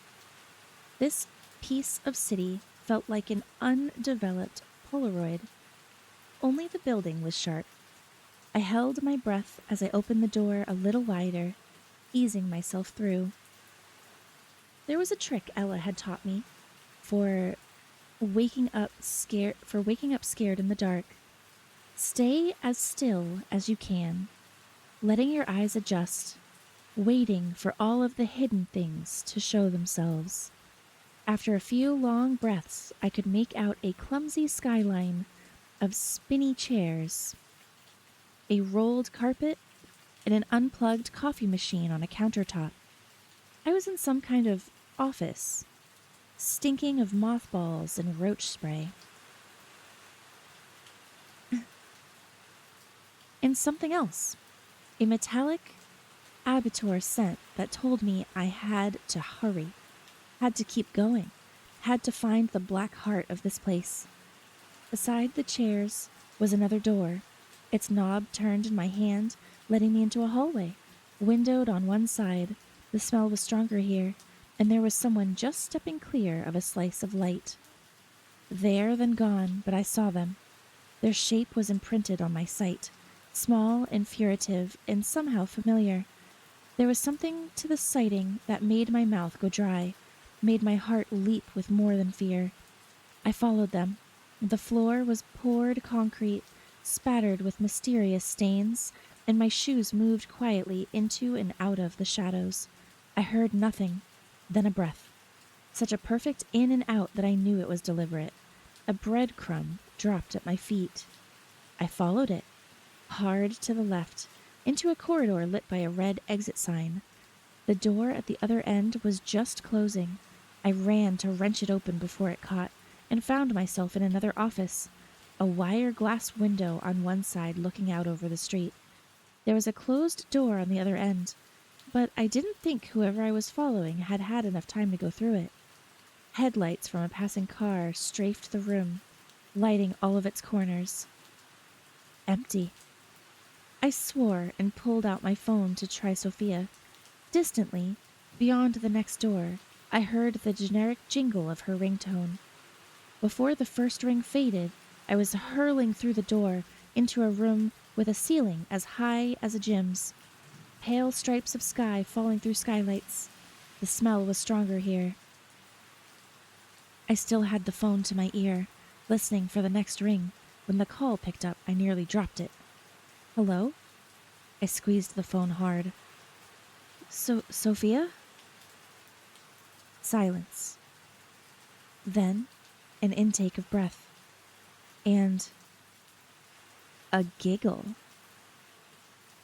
That giggle burrowed right into my brain, filled it up with an electric terror. It made neon shapes in the air. Who's there? I whispered. Scratch, scratch, little mouse, they whispered back. The call clicked off. When I tried Sophia again, it went straight to voicemail. She was close. She was with someone I knew. I knew that laugh and could almost place it. I would find them both. I would dig through the dark. There was nothing in front of me but shadows and faint wedges of moonlight. I opened my mouth, took a step. A door bobbed up from empty air. And that's the end of chapter 33. Oh my god. Oh my god. I have to throw in the towel, I'm sorry. No, please don't say sorry. I hope you get such good sleep, Luke. Thank you for staying here with me. Wookie, thank you for the nerd. Thank you. Thank you. Cute girl. Oh, hi, Kolka. Rest well, Luke. Thank you for being here. Yes, exactly. Thank you for being here. Hypnosis emote? You're getting very eepy.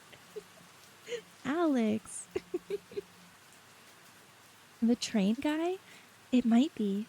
It might be, but also that scratch scratch, that little nursery rhyme. We've heard that before. What did it say? Scratch scratch, little mouse? We've heard that before from someone. Right now I can't remember who. Yes, Cass? What do you mean, yes, Cass? trying to make chat sleepier than I already am.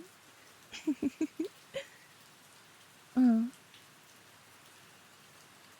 I was hoping the voice on the other end of the phone would say, "We've been trying to reach you about your car's extended warranty." Not the extended warranty, rookie. No. Oh my god.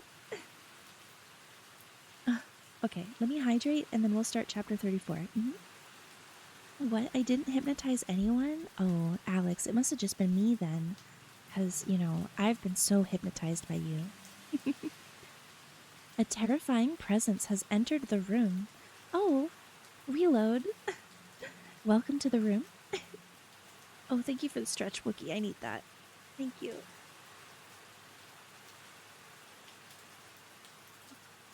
That feels good. Hello. Hi. How are you doing tonight? I hope you're doing well. We are reading books today. Specifically, we're reading a very dark fairy tale that has been a lot of fun so far.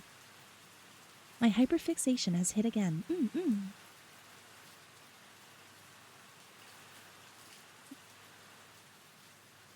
Okay.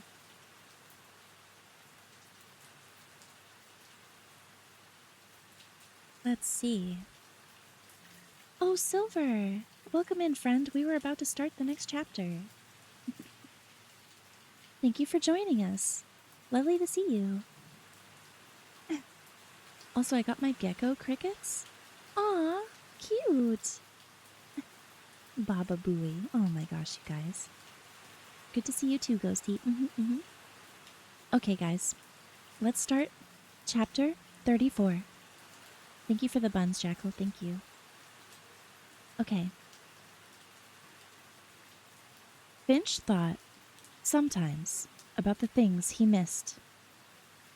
Showers, real coffee, soup dumplings, new books, opening his eyes under the serene blue roof of a chlorined pool, seeing the wobble of the distant lights. He missed dogs. The closest thing the hinterland had was a roving tribe of mad cats who slipped serenely in and out of the tails and looked so knowing he'd tried a few times quietly to start a conversation with one of them. No dice. Despite all that, he didn't think he really missed life on Earth. He told himself he was glad to let it go. But when Ilanthe's words opened a new door and the molecules of the next world came through, he knew. When he breathed in the chemicals and metal and dead skin dust of the place that had made him, he understood he'd been telling himself another lie. Oh, that was the end of chapter 34. My goodness. Of course, cutie. Aw, Jackal, you're the cute one, sweetie. This rain noise mixed with your storytelling about to make me just good. Definitely good. Please, get some rest. Get some rest. You're the cutest? Me? Oh, chat. Alex, why don't you riz me later, okay? mm, okay. Chapter 35. The door wasn't there, and then it was. Don't lie to me today, Alex. Do not lie. A crooked rectangle, like a child's rendering. Its seams all lined with light. It hung there a moment, defiant. Then it opened. Behind it was a wedge of chilled gray air the color of stone. Another day stood through that door. Another world. Was it the night country? A woman stood in the doorway. First, she was just a shape, singed at the edges with light, and then she was a stranger stepping through, all dressed in shabby black, her pale blonde hair in braids. Her eyes had the amoral shine of a cat's. If she was surprised to see me, she gave no sign of it. She was a puzzle I might have kept staring at, but there was someone else coming in behind her. Someone dazed and thin and taller than I remembered. His eyes were wide and his arms outstretched like he was walking into cold water. I went still as snow. There was so much I remembered wrong. He was leaner than he had been in my mind, hungrier. He moved like someone hungry and restless. His jeans were worn to whiteness. He'd cut off his hair. He hadn't seen me yet. I had a little time to get my head around this. I had a few more seconds to get it right. Oh my gosh, short chapters. 35's over. Let's roll right into 36. Chapter 36. They were back on Earth. He knew it, the way you know the shape of your own body in the dark. He knew it by the specific way its gravity worked on him. He'd forgotten exactly how the air felt here, but his body remembered. He let that air run through his fingers and felt a nameless grief pass through him. For something lost, something found. He was no stranger to nostalgia, but the feel and flavor of his abandoned world made a new kind of music in him, an endless, complicated pain in his heart. Io had stopped a few yards in front of him. She was looking at someone standing just beyond the door, the light of the last world shining full on her face. A girl. She was petite, dressed like him, old jeans, tight t-shirt. Her hair was messy and brownish, and she stood at odd attention, like she'd just received an electric shock. All that he took in at a glance. What he really saw was the way she was looking at him. Like she knew him. Like she wanted to rush him, hide from him, kill him maybe. Her gaze was so ferocious he didn't notice at first how pretty she was. And when he did, it was the beginning of the next revelation. The big one. She was older. His heart tugged. They'd lost time, more than he'd thought. Sun-freckled and toughened. Her face held different things, and she'd only looked at him this way once. Just once, right before she turned and left him, to walk off the edge of another world. He tasted her name on his tongue. Oh my goodness. That's the end of 36. Chapter 37. I usually wouldn't be in bed at this time, but I'm at my parents' this weekend. I'm packing up boxes. I have been able to work this late in a while. Ferocious gaze mentioned? Oh my god. You guys. Chapter 37. My old idea of him and the reality standing here in front of me warred for a moment, then crashed into this boy, this man, with scarred brown skin and radiant eyes, and his face flickering confusion, slipping past fear, then lighting up like 1,000 fireflies, soft against the dark. Alice, he said. His names filled my mouth.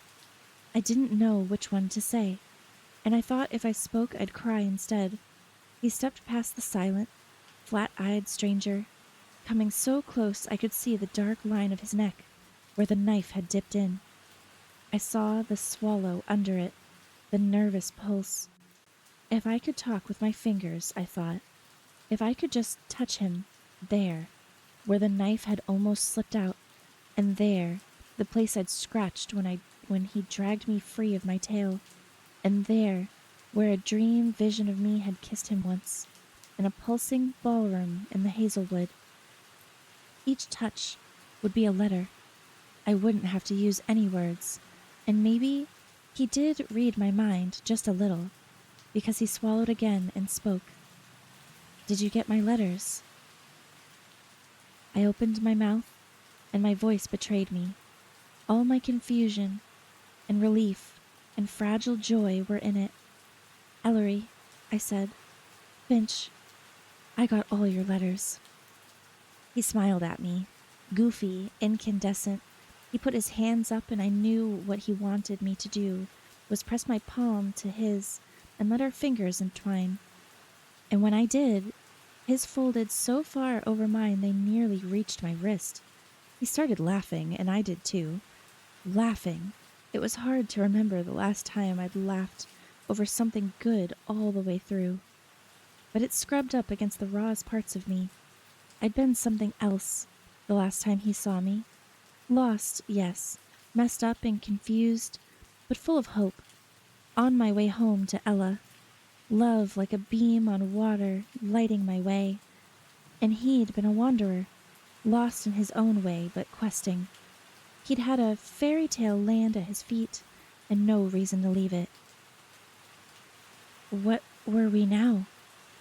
Hey, he said, catching the moment when my laugh turned south. He hesitated half a second and then pulled me in tight. It was such a human thing to do. It caught me by the throat. He smelled like a man who'd been on the road a good long while, with unsteady access to soap. He'd been back a minute and already he was holding me like he knew me, like we weren't strangers at all. He'd always had more armor than me, and less. The woman behind him cleared her throat. You gonna introduce us? Remembering she was there made me remember everything else. I shrugged out of Finch's arms, face hot, glad the light behind the door was fading. How did you find me? I asked him. I didn't. We were looking for a place called... I told you about it in my letter. We're looking for something called the Night Country. I didn't know we were coming here. That you'd be right here. He looked at the woman behind him. How did this happen? Was it me? I wanted... He turned back to me, smile so sweet and shy. I wanted this. Did that mess up the magic? He didn't even look afraid. He still had the wrong idea about magic. He still thought it could be nice. My stomach twisted. This makes no sense, Finch. This can't be a coincidence. Why are we both here? Behind me, and very close, came that sugary giggle. The joy on Finch's face lost its footing. What was that? Shh. I lifted my phone, letting the beam of its flashlight scatter the dark. I scanned the room once, twice. The third time it snagged on a face. A pale oval peering out of a drawn-up hood. It belonged to a child. She held one arm in front of her. Her chin was down, her eyes cast to the ground, and my insides went shivery because I'd been wrong. It wasn't the trio who'd been following me. They'd never sought me out at all. The little girl I'd seen trailing me around the city was right here. Who are you? I took a step towards her. Where's Sophia? The child let her hood fall. Beneath it was a mass of blonde hair. She looked up and grinned as I finally got it, as I finally understood who I was looking at. The figure in the subway car, in Central Park, on the street, the giggle on the phone so horribly familiar, the only creature with ice in her hands, enough to kill. She was me. A younger me. Me at age 12. feral and princess-haired. She wore flowery shorts and incandescent yellow jellies and a green hoodie. Her eyes were black from end to end. You, you, she echoed back and snapped her teeth. I took a step, heart pounding, head floating off my neck with the strangeness of it. Her mouth hung open a little, and her gaze was as oily flat as a selkie's. When we were close enough to touch, I reached out a hand. After a beat, she reached back. Her fingers in mine were a curious numbness, smooth and small. Do you know me? She put one foot atop the other, balanced. I am you. How do you exist? How do you? I felt like a person pacing at a locked gate. I didn't know the words to get in, but I knew now that she was the ghost who haunted me, the one the trio had told me to seek, the ghost of a past I once thought I could get clean of. Wait. Finch's voice was stricken. That's you. I thought I saved you. I remembered then that he'd watched me grow up in the hinterland, trying so hard to reach me. Why did you do it? I asked her. Are you building a night country? She narrowed her black eyes. What's that? My head was filling up with hot sand. You tried to kill me on the subway. Why? Nuh-uh. She was indignant. I just wanted to meet you, scare you. She said I could let you see my face. She said I couldn't let you see my face. My phone light made pinpricks in her beetle shell eyes. She said you'd be punished if I did. Who did? Oh, don't play dumb. A new voice came out of the dark. The speaker stepped into the flashlight's beam. Besides little Alice, arms folded, teeth sharp, red hair piled into a heavy topknot. There was a hunting knife in her belt. The light was in her eyes, but she seemed to see us. Alice, she said. Ellery. His name and Daphne's mouth filled my stomach with oil. Wow, I spat. Daphne smiled at me, jack-o'-lantern wide. Don't you mean why? I know why. I know about the night country. I should have known it was you. I should have known your giving a shit act was an act. I'm asking how. How are there two of me? Daphne put a hand on little Alice's shoulder. Alice looked at that hand like an animal debating whether it should bite. Silly girl, Daphne said. There are 3 of you. I felt Finch flinch beside me. He'd read my tale. I hadn't. What are you talking about? She was always inside you. All I had to do was ask her to come out. When you were sleeping, sweet in your bed, and your mother down the hall. Daphne bent over her knees, like someone coaxing a dog to come closer. I just talked into your ear until you tossed, till you walked into a dream you couldn't wake from, and I led her out of the deep. Alice 3 times, 3 little monsters, like stair steps. The tiniest one is still hiding. She gestured at my chest. Can you feel her there? Does she burn? Ghost within, ghost without. I'd thought one night that I'd seen Daphne in my room, as I was waking from a bad dream, my chest hurting like something broken. I'd been right. Who are you? I took her in, the blood and cream beauty of her. What were you? She flashed her awful teeth. Wicked stepmother. Tell me the truth. She let her chin rise. I was a queen. No, you weren't. She smiled. She grew a little smaller. I swore she did.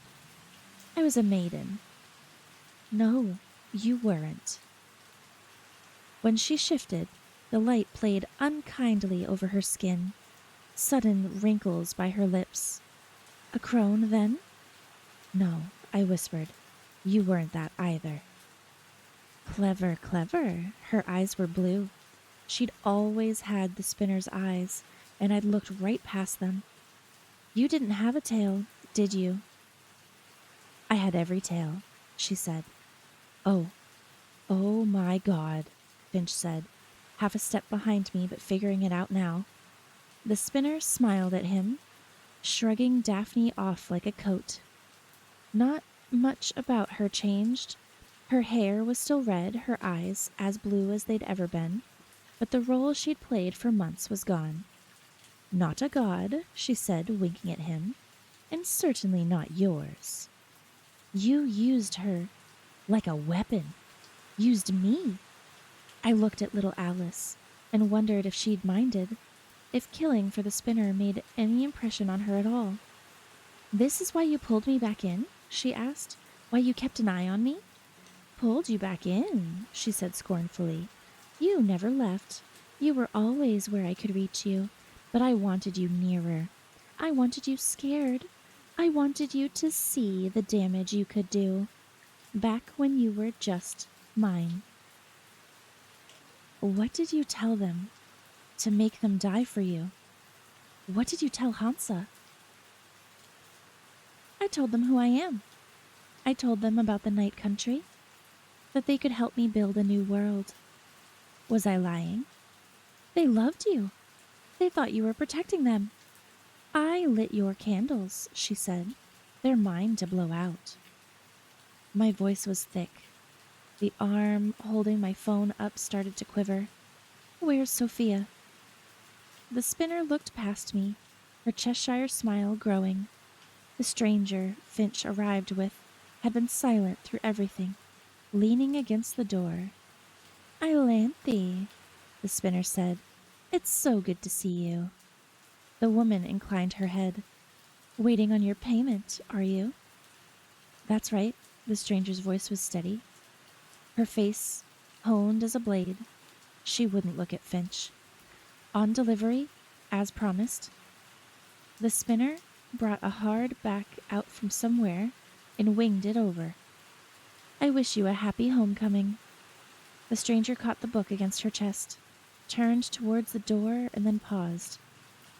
I am sorry, she said to Finch, still not looking. I couldn't say no, but I kept my promise, didn't I? Here you are, back with your girl. You dirtbag, he said in a dead voice. You absolute piece of shit. The stranger shrugged. She walked back to the door they'd come from, stepped through, closed it, and it was gone. Where were we? The spinner smiled up at us, pleasantly and distracted. I couldn't believe I'd ever thought she was less than she was. A new hinterland, I said. That's what you're making, aren't you? Her laugh was scalding. She looked bleached in the light. A new hinterland, just like that. You think it's so easy to build a world, to wrestle with the dark and the light, to hang its stars and balance its moon, and coax each blade of grass to grow, to fill it with pretty monsters who tell themselves stories, live their stories, are the stories, to make the time go and the sun rise and the heart of it hold. The heart of it. Her gaze clicked to Finch. You ripped out my heart. His face, looking back at her, was calm. He looked like someone who'd been waiting on bad news for a very long time and was relieved it had finally come.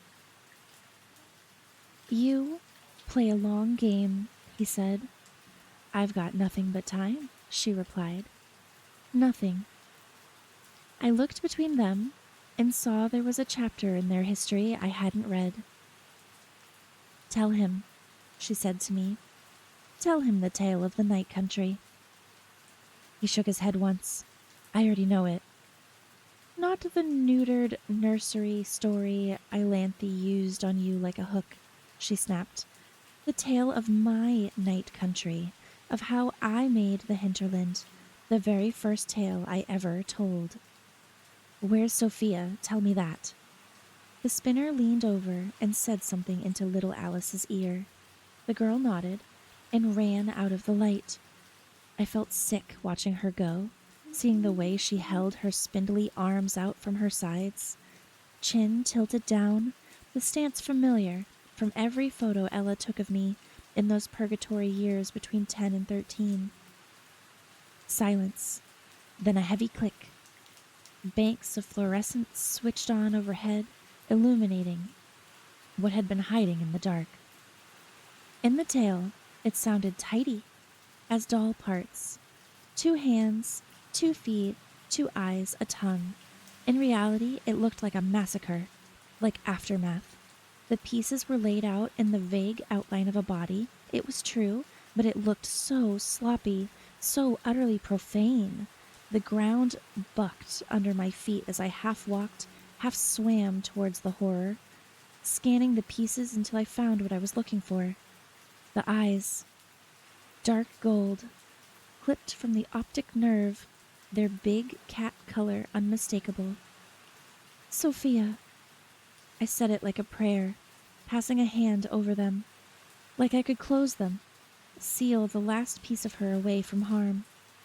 The spinner was the one who truly made Sophia deathless. Of course, she was the only one who could give death back.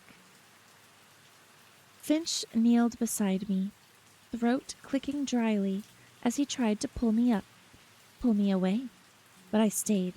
I saw Hansa's small foot and Genevieve's rough one, corded with scar tissue.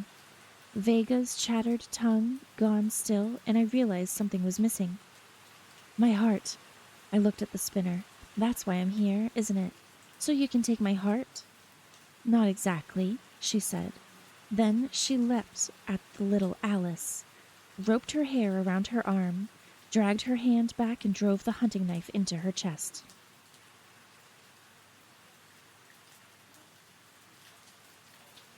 Okay, well, that's how that chapter ends. My God. Oh my God. Holy. Hi, Tundra. Oh, Quokka, thank you so much for the follow. Thank you so much. My gosh. I need some water. Oh my gosh, so much is happening. I feel like we're almost done with this book. We're at chapter 38. We have to be almost done. We have to be almost... This just feels like it's almost done. I think we're finishing this book tonight, chat. That was some chapter. I can't tell how many chapters there are, but I have a feeling. I have a feeling that we're almost done. Oh my. Let me hydrate and then we'll continue to read. My goodness. Yeah, it's only been 2 hours, 2.5 hours. My gosh. Yeah, we're finishing this book tonight, chat.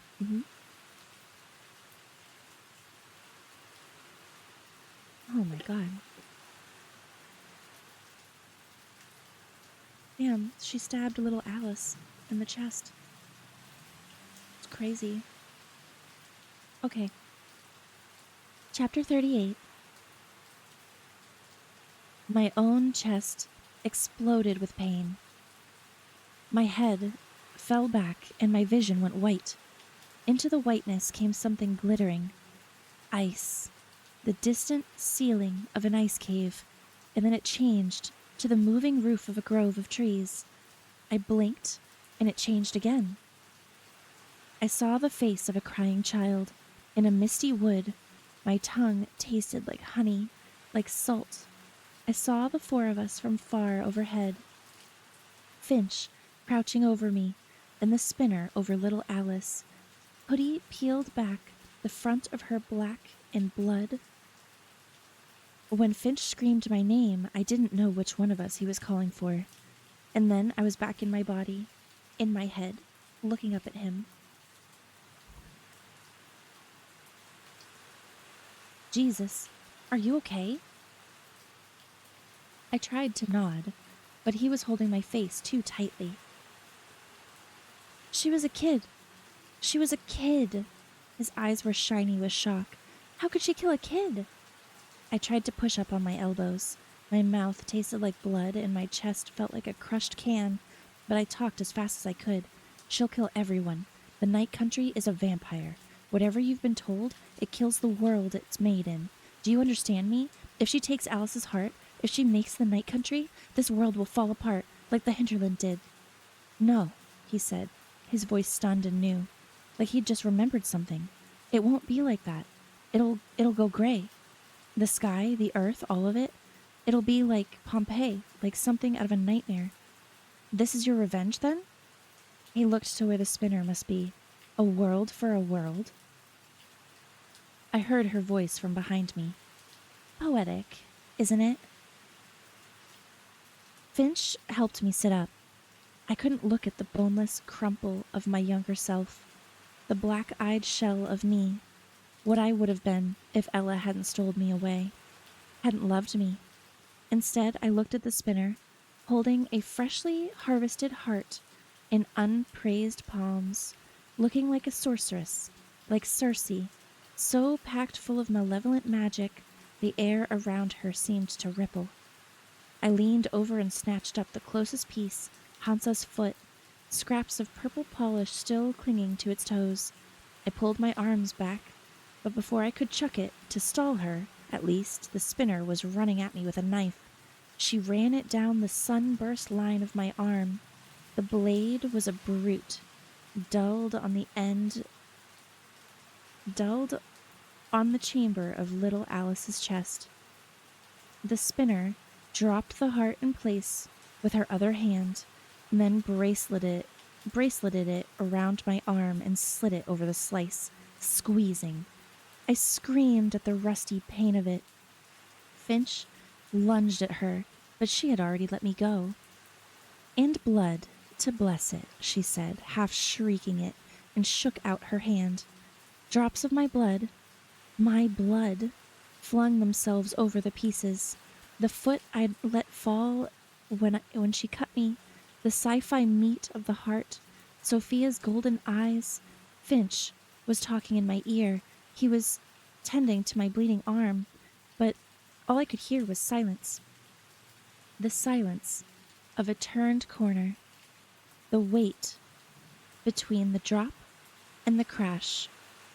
Maybe it won't work, I thought desperately. Maybe she forgot one thing, did one thing wrong.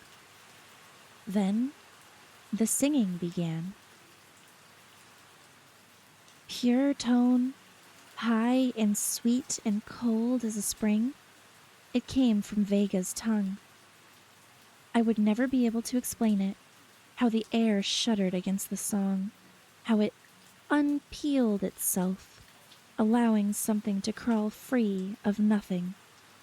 The tongue sang itself 2 rows of bright teeth. It sang itself a skull, and the stacked ivory checkers of a spinal cord, the cage and cradle of ribs and pelvis, the long bones of limbs swarmed together, severed hands and feet, one leg blooming odd and overextended to reach Hansa's foot where I'd dropped it. The busy, bloody tumult of muscle and organ and tendon, so ripe I couldn't blink, couldn't breathe. Then the relief of skin sliding over it like a paper window shade. The singing stopped, but the notes still scraped against the air, arcs of hot, sharp sound. I didn't think my ears would ever be empty of it. I was pressed against Finch, both of us so sweaty I couldn't tell what was him and what was me. When the body stood up, we gasped in breath together. It was a girl, bald-headed, its skin a calico patchwork, its eyes my dead friends. Its heart drummed so loud we could hear it through its new-sprung skin. It stood like a child, back swayed, belly out. Sophia's eyes in its head a new kind of blank, washed clean of history. Finch was saying things under his breath as we stared, a stream of whispered disbelief, but I couldn't speak at all. This wasn't magic like I'd seen, the snarled labyrinth of the hazel wood. The unlatched cages of the hinterland. It was older, cruder. This magic was a blunt and wily animal fed on horrors. The creature began to move, first in a dizzy circle, like it was getting its bearings, bobbing on its one odd leg, getting used to being alive, if that's what it was. Then it began to dance. None of us could look away. Me, Finch, the spinner. There were things so strange even she had to pay them witness. The creature's limbs swung on joints loose as baby teeth. Spectral red shoes swirled around its feet, kicking off sparks. It picked up speed. It began to whirl. Every other second it broke from its spin, making darts at the air like a hopped-up cat. And then I got it. The creature was looking for a weakness. The air here was thinning, lightening, lessening. It was looking for the place where it might break through. We felt the moment when it found it, when those searching fingers made a tear in the world's skin. The room's atmosphere swelled and popped with a tinny puff. The spinner laughed, high and wild. A black keyhole hung on the air, floating, detached. I'd say impossible if that word hadn't been used up. The blackness spread until it formed an archway high as a church door. The creature turned away from it, opening its mouth wide, like the boy in the fable getting ready to swallow the sea. It took in a breath. I felt that breath beneath my ribs. All the colors I could see went flabby, watered like a cheap drink. Then it turned and exhaled all the life it had taken into that flat, black doorway. The dark woke up. A wind blew out. It smelled crackling and undone and filled my hair with static. The patchwork girl moved more clumsily now, her purpose complete. She'd made the dark hungry. Now it would feast on its own. She spun as she unraveled, gums receding, molars dropping like dice, jawbone falling after them. Ribs and intestines and tissue nibbled away at the air until all that was left were the parts she'd been made of, falling to the floor in a harmless patter. It was done. In the end, I hadn't stopped it. In the end, I'd barely known how to try. I could feel Finch beside me, his hand clamping a ripped-off strip of his t-shirt around the slice in my arm. I felt Ella distant from me, somewhere else in the city. I imagined her head lifting from her pillow, or from a book, if this eerie turning of the world had left her sleepless. And I remembered another piece of the story she'd told me. The spinner had made the night country. That became the hinterland, but it hadn't become hers until she stepped inside of it, imprinting herself on its land. I held that idea in my mind like a key, like a blade. My mother had always worked so hard to arm me against the dark. The spinner moved towards the doorway, her face as soft as I'd ever seen it. "Hello," she crooned to it. "Hello again." Her voice had changed. I think it was her true one. I think she might have forgotten about us entirely if we'd let her. She had her parasite, her cannibal. She'd fatten it up on New York and everything that lay beyond it, and we'd go out without a whimper. She'd gathered us here to watch her gloat, and then to die with this world. That was her revenge. Finch touched my uninjured arm. "Don't," he said, like there was anything left to wait for. I spoke through gritted teeth. "We cannot let her go in there first." The spinner heard me and smiled. "Go ahead." Then, "Go on." My confusion made her smile thicken. "You're a story, sweetheart. Potential given form. Through that door is pure potential. You go in there first. It'll dissolve you like a sugar cube." Before she was done speaking, Finch was on his feet. He was running towards the door. He trusted me that much, after all. After everything, she met him there, knife in hand. I saw him hold back for a crucial second and then duck away as she swiped. I followed, trying to put myself between them, pulling out my pocket knife. Potential? Given form? Fuck that. I held the knife like a killer in a slasher flick and screamed and brought it down into her shoulder. It went in half an inch and stuck. She bared her teeth but made no sound. Finch had both hands around her wrist, holding back her hunting knife as she drove a knee into his gut. We grappled there on the edge of the infinite world. But the dark had a mind of its own. It knew who it really wanted among us three. It reached for him. I know it did. With bare black arms, the night country drew Finch into itself, and the spinner screamed. I saw his feet touch down on the formless ground. I saw it when the place seized hold of him. The way he breathed in like a wave had just slapped him, his eyes going round as shooter marbles. Then the night country folded over his head. The spinner screamed again. She threw the hunting knife in after him. The knife in her shoulder ripped out 2 fistfuls of her hair and threw that too. She stamped her foot like Rumpelstiltskin. Then, breathing hard, she dove in after him. Looking into the dark was like looking into black water. As unknowable, as frightening. I braced myself against the iron-laced air and jumped. Yeah, there's no way we're not at the end of this book. There's no way. There's no way. That was the end of the chapter 38. That's crazy. Whew. Crazy things are happening, chat. Crazy, crazy things.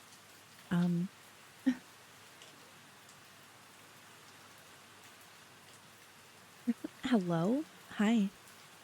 Yeah, Finch comes in like a fucking hero? Holy moly, right? There's 45 chapters from what I looked up. Really? We'll see. We'll see, because we're on chapter 39 right now. I don't know what's about to happen. I don't know what's about to happen. What do you think will happen next? I don't know. I don't know. Oh, thank you for the stretch. That's probably a good idea.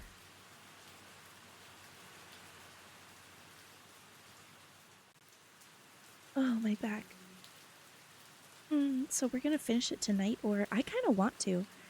I don't think it's fair to leave off like 2 chapters at the end for the next stream.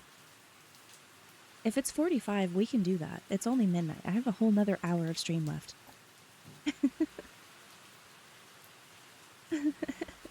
Wild to say publicly. Oh my god, so we're gonna finish it tonight, or... I don't know, Alex, do you want to finish it tonight? Why don't you let me know? Okay, chat, okay, that's a different stream. Let's roll into the next chapter before I get myself in trouble. Okay. Chapter 39. Finch always thought he was the center of the story. Who didn't? And he was heartbroken every time he learned again that he wasn't. That he'd known nothing, or all the wrong things all along.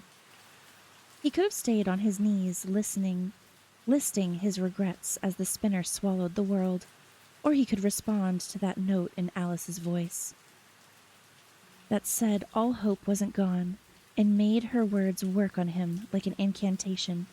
We cannot let her go in there first. So he'd run headlong towards an actual black hole, the scariest thing he'd ever done or imagined. It wasn't long between deciding to do it and falling in, the spinner screaming after him and Alice crying out, and the jellied black air folding him up. But time slowed down for him. There was still so much he wanted to consider. That Iolanthe had betrayed him, that Alice had gotten his letters, that his time on Earth was nothing but a layover. He couldn't actually think about the world ending. It should go on in fire or flood or supervirus, not like this. Its life sucked out like soda pop. Then he went into the night country and couldn't think about anything at all. He was himself, falling through. Then he was bigger. He landed on all fours in a soft black nothing, and his sense of himself expanded in all directions. He was water flowing into a basin. He filled the endless dark. He was it was him, until a stray thought floated by like a message in a bottle. He seized it. I'm so thirsty. The thought came with words, and with the words came the water. His feet were wet. He was standing in a river. He could see it shining silver, and then it was gone. His terror dried it up. Terror and elation. He'd done that. Spun something out of the night country's fertile air. He tried to hold reason around him like a slicker, but the insidious air was the rain that got in, running into his nose and eyes and open mouth, as dim and drugged as the water of Lethe. A teacup, he thought, and held it. Thin-sided, pink and gold, filled with an inch of milky tea. The last time he'd seen it was on the table at his mom's apartment years ago, before she'd died but after the divorce. Coffee, he whispered, and the cup's contents changed. Mom, he thought inside his mind, but without conviction. She didn't appear in the dark. He was glad. Then he shuddered as the weight of this settled over him. A new struck world, his for the making. This was what Alice meant when she said they couldn't let the spinner in first. They couldn't let her have a whole new canvas on which to paint her horrors. What if she was wrong? The thoughts came crooked and cowardly. But what if it should have been the spinner here, weaving reason out of the dark? He pictured all that she'd made out of nothing, the ice caves in the hinterland, its deep woods and articulate stars. A secret part of him wished for them, and their ghosts rose up, spectral and shimmering, then drifted away. The spinner was a maker of worlds. He was a boy in the dark with a teacup. No. He fell to his knees. He dug his fingers into the ground, which was nothing before but became dirt under his nails as he wished for it. Daffodils, he thought, daisy, clematis, rose.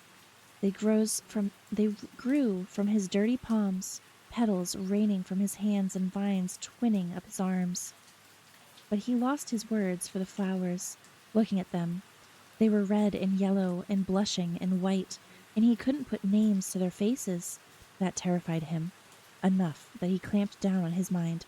Don't think, don't think.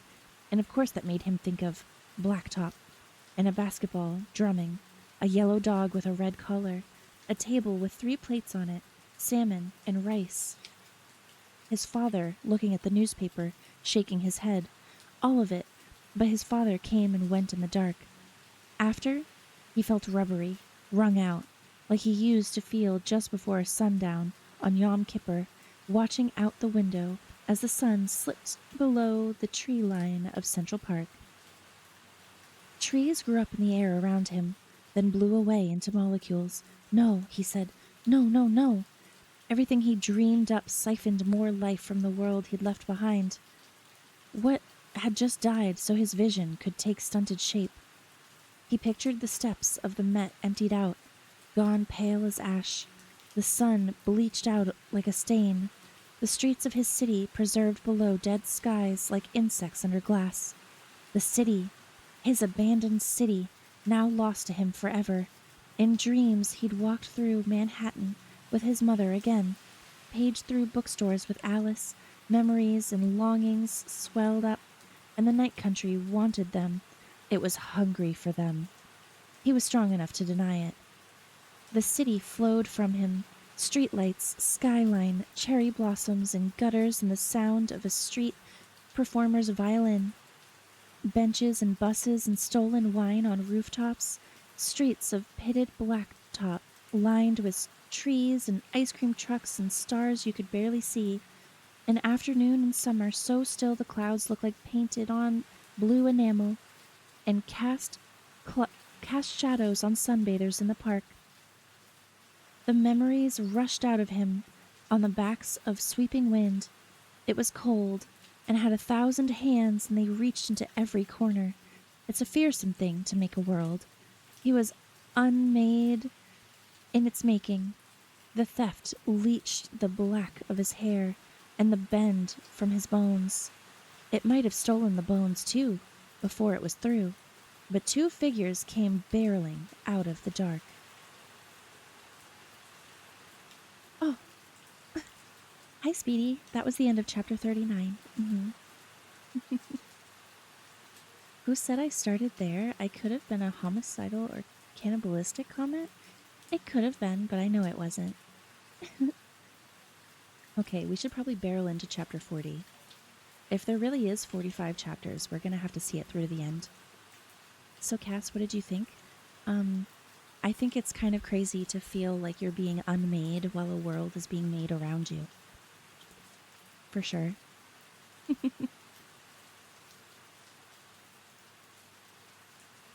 A casual maybe? A casual maybe about being crazy?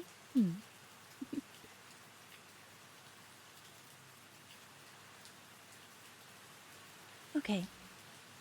Let's move on to chapter 40. In her rage, the spinner ran like an animal, lopping and low. Without her, I wouldn't know where to find Finch. Already, the night country had carried him away from the door. I chased her, forward and on. Time was elastic. It stretched and contracted. I would have killed for a street lamp, a star. If I lost her, I'd be lost, completely. So I ran through the sand pain of a stitch in my side, and the distinct terror of running through the nothing space of an unmade world, until finally something broke the night country's long, formless plain. Finch, still too far off. I couldn't go any faster, and she almost reached him when something sprang up from the dark. Trees. Birches, elms, sycamores, saplings, delicate as wrists. The spinner tried to stop herself but couldn't. Reeling into the place their trunks had been, they were already gone. Stars blinked on like track lights, and then off again. We both stopped, waiting to see what the dark would spit out next. A golden retriever burst from the air, ran a sloppy circle, and vanished. A set table, a newspaper fluttered its pages. There was a pause, darkness bleeding back into the cracks that phantoms had made. I could hear her breathing. Then, a city. Not all at once, but piece by piece. A yellow cab, a trash can, a street cart, and a cherry blossom tree, in a building traced in mist and silver, rising into the clouds, the color of steamed milk. In a space the size of a single block, blistering the air, a city flashed and faded. In the middle of it all, Finch knelt with his head bent down, fingers dug into dirt, flower vines winding from his wrist to his shoulders. His hair was shot through with white, and when he lifted his chin, my heart folded over. He looked like someone had stirred gray paint into his skin. Tendons stood out at his temples. His lips were scored. His eyes were losing their light. "Finch," I said, my voice as cracked as the teacup he held in one hand, squeezing into shards. Blood ran through his fingers. "It'll kill him." The spinner's voice was bitter as walnut skin, relentless. "It'll be a hard death. He'll be skinned away from himself piece by piece. A new world is a void. It's a hunger. I withstood it. I shaped my world, poured into it all the things I could afford to lose. He doesn't know how. It'll hollow him out like an egg." Finch heard her. His chin snapped up. All the swarming erratic pieces of his city scattered and faded, until nothing was left but me and him and her, and the velvety grip of the dark. And when he spoke, his words laid themselves against the air. Once upon a time, there was a monster. She called herself a spinner, and she was. But she destroyed things too. She made a world and called it hers, but didn't understand it when the people she filled it with wanted more. More than blood and death in a story they couldn't change. He looked at her. She gave them all the worst parts of being human, and none of the things that made it worth it. The spinner stood perfectly still, watching him through hooded eyes. So a hero came to the world she'd made. She laughed. I did too, but mine came soft and surprised. A hero unraveled a corner of her world, and the whole thing fell to pieces. It won't work, she said, her voice wound through with warning. So she made another, he continued, dogged, his eyes desperate points in his wary face. He still gripped the ground. She did terrible things to make it, but in the end it wasn't hers. It pledged itself to the hero instead, and the world turned on her. Nothing happened. I could feel all three of us waiting, but the dark stayed dark. You'll die, said the spinner. You'll die killing the world that made you. Oh, this is better than I planned. The world found out her secrets, he whispered. It showed her as she really was. It showed her to the light. A light snapped on. Not a sun or a lamp, but something in between. A molten ball of smokeless fire. By its illumination, the spinner changed. Her hair shook out in yellow waves. Her skin went the color of amber. She looked like me, once upon a time, like a fairy tale princess.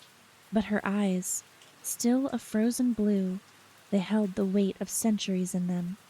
Her shell was young, but the eyes peering out of it told the truth. She felt her face, fingers running over its contours. I could hear her thoughts clicking like beads. Under her hands, her features solidified, strengthened. She looked older now, Ella's age, then older still, grown and beautiful, lines at the eyes. Oh, she said, for the first time and only time. I saw her look surprised. Her skin loosened. It drooped at the chin and creased at her mouth. Those frightening eyes faded, wrinkled at the corners, and receded into seamed pockets, clouded over with milky film. Stop it, she said. Her voice was an old woman's, but commanding. Stop it now. Her bones warped and contracted, settling into arthritic curves. Her voice creaked like a stair. If I die, my children go with me. If you kill this body, you're killing them too. You're killing Alice. A beat passed. Wait, he said. He didn't lift his head. The world waited. The spinner didn't die. She stood there in stasis. But I ran. His hair was white all the way through, and I ran to him, skidded to a stop in his patch of dirt. Before I could reach him, a fence grew up between us, glittered with barbed wire. Don't touch me, he said, ragged. I might kill you. I might dissolve you. You're a story. I'm a spinner. I held on to my own arms. Okay, I said. It's okay. Words were meaningless. They were all I could give him. Alice, he said. He'd always liked saying my name. What should I do? I looked at the slope of his shoulders and the soft of his mouth and the faded crackle of his beautiful eyes. You should finish the story. The spinner waited, vision iced over with cataracts. She didn't beg. A cage, he said, in his roughed-up voice.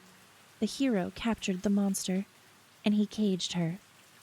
She was so dangerous he used a whole world to hold it.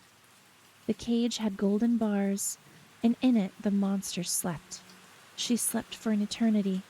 She didn't hurt anyone, and she dreamed of fairy tales. The cage closed her in like a nightingale song. The spinner had no final words. She shuffled forward half a step and then laid down, and she didn't move again. Finch let out a breath. The fence between us dissolved, the light going out with an audible click, and he fell onto his side. When I touched him, I didn't die or dissolve. His breath came shallow as varnish, and his skin looked yellow in the gold of the bars. I worked by their light, peeling his fingers back from the broken china, picking out the shards and wiping the blood away. My own arm stopped bleeding. Now it just hurt. His eyes were half closed and his breath came at odd intervals. Finch! He didn't answer. He could die here. He could die here in the dark, and I would be all alone. So I let myself fall. Slowly, I let my head drift to his shoulder and closed my eyes. I loved your letters, I told him. I'm bad at talking. I'm bad at just about everything. But I loved your letters. I wrote back to you. In my head, I've told you so much I can't even remember what I've really said and what you don't know yet. All my heart was in my words, my bruised, inhuman heart. Did you feel it? I whispered. Did you hear it when I talked to you? A pause, and then his cheek brushed over my hair as he shook his head. That's okay. I can tell you everything again. But we need to stand up and find the door before there was nothing left on the other side to find. Okay. I felt his breath as he said it. Slowly, I tilted my chin up, too shy to look at him until the last moment. His eyes weren't soft anymore. They were focused and steady, and they held me in their light. In them, I could see all the Finches I had known, the fanboy and the wanderer and the traitor and the hero. He said my name again and raised his hand to cut my face. A sudden breeze slid over my neck. I reached up and felt the bare length of it, the short ends of my hair. My body tingled like a bumped funny bone. My hair was shorter, cut right up to my skull, like it was when I'd met him. When I looked down, I was wearing tight black jeans with holes over the knees, a blue striped shirt, things I wore when I was 17. Finch snatched his hand away. Shit, I'm sorry. I don't know what I'm doing. I don't know how it works. It's okay, I said again, numbly, lying through my teeth, through the horror of being remade by him, of being reminded that here I was nothing but story stuff. No, it's not. I'm not. I don't want to change you. I just... Stop, I said with more force. Let's find the door. I'm the spinner. He said it like he was sorry. This is my world. I can make the door. He didn't look strong enough to make anything, but he stood up slowly, holding his hands out like a conductor. The door he made was plain, unpainted wood. It wasn't there, and then it was. We stared at it, and we looked back to where the spinner lay in her cage. She slept on. Finch reached for my hand before remembering. Hold on to my shirt, he said. I grabbed him by the t-shirt and hooked a finger through the frayed loop of his jeans. That was how we walked out of that world. Whew, end of chapter 40, you guys. I made it to Father's house. Oh, I'm so glad you got there safe, Max. Oh my gosh, Levi, I thought I heard you spamming all of my redeems. My gosh. Every one of them? Seriously? Thank you for the love. Living in a cast world seems nice. I don't know about that. I don't know about that. Okay, let me hydrate and then we'll get on to chapter 41. Gosh, I don't know what's going to happen. They're going to walk through that door and then what, half of the world is going to be gone? Maybe? Or it's going to be no change at all? A 7-hour drive has destroyed my day. It sounds like that was your day, my guy. Thank you for the 15 stream streak anyway, though. Hi, cutie. Hello.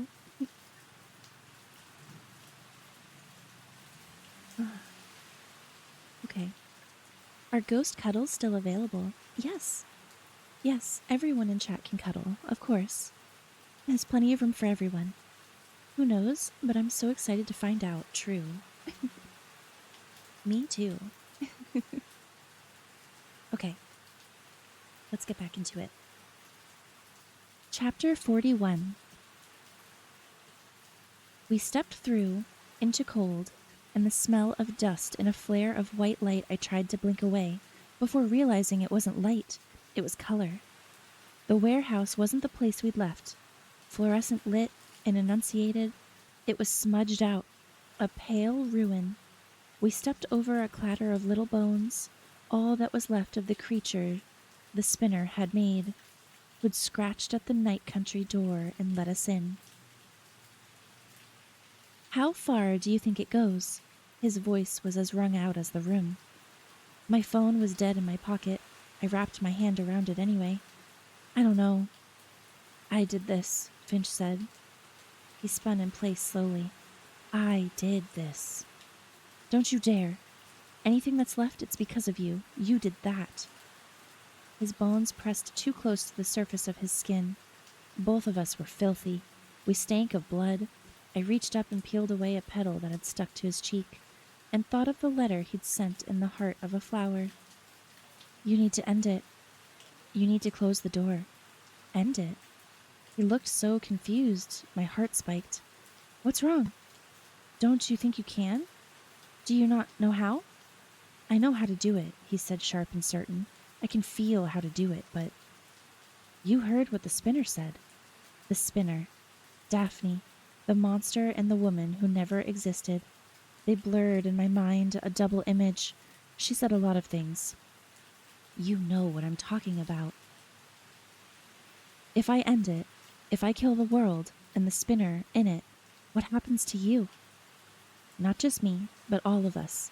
If the spinner died along with Finch's world, would her children really go with her? My throat ached thinking of Sophia, already gone. We know she's a liar, I said. I don't think she was lying about that. And what if it's too late anyway? What if I've already made too much? And if I close the door and you die too? It's just me, all alone here. Like some shitty episode of The Twilight Zone. His rising panic made me calmer. I thought of the silver tracings of his city, the soil and flowers, and the sizzling golden cage. I weighed it against the entirety of the world. I thought of Ella. I closed my eyes and reached for her, feeling for that thread that connected us. I couldn't feel it, but that didn't mean it was gone.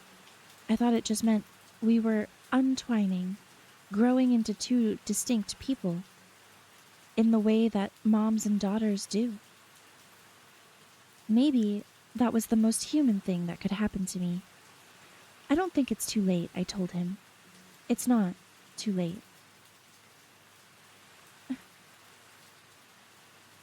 What is going on? I'm sorry, I have to interrupt the reading. What is going on in chat right now? You guys are popping off for why?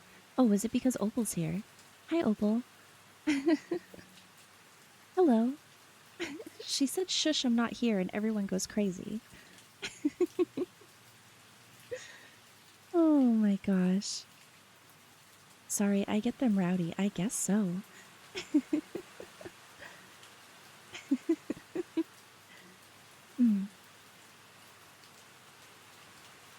My gosh.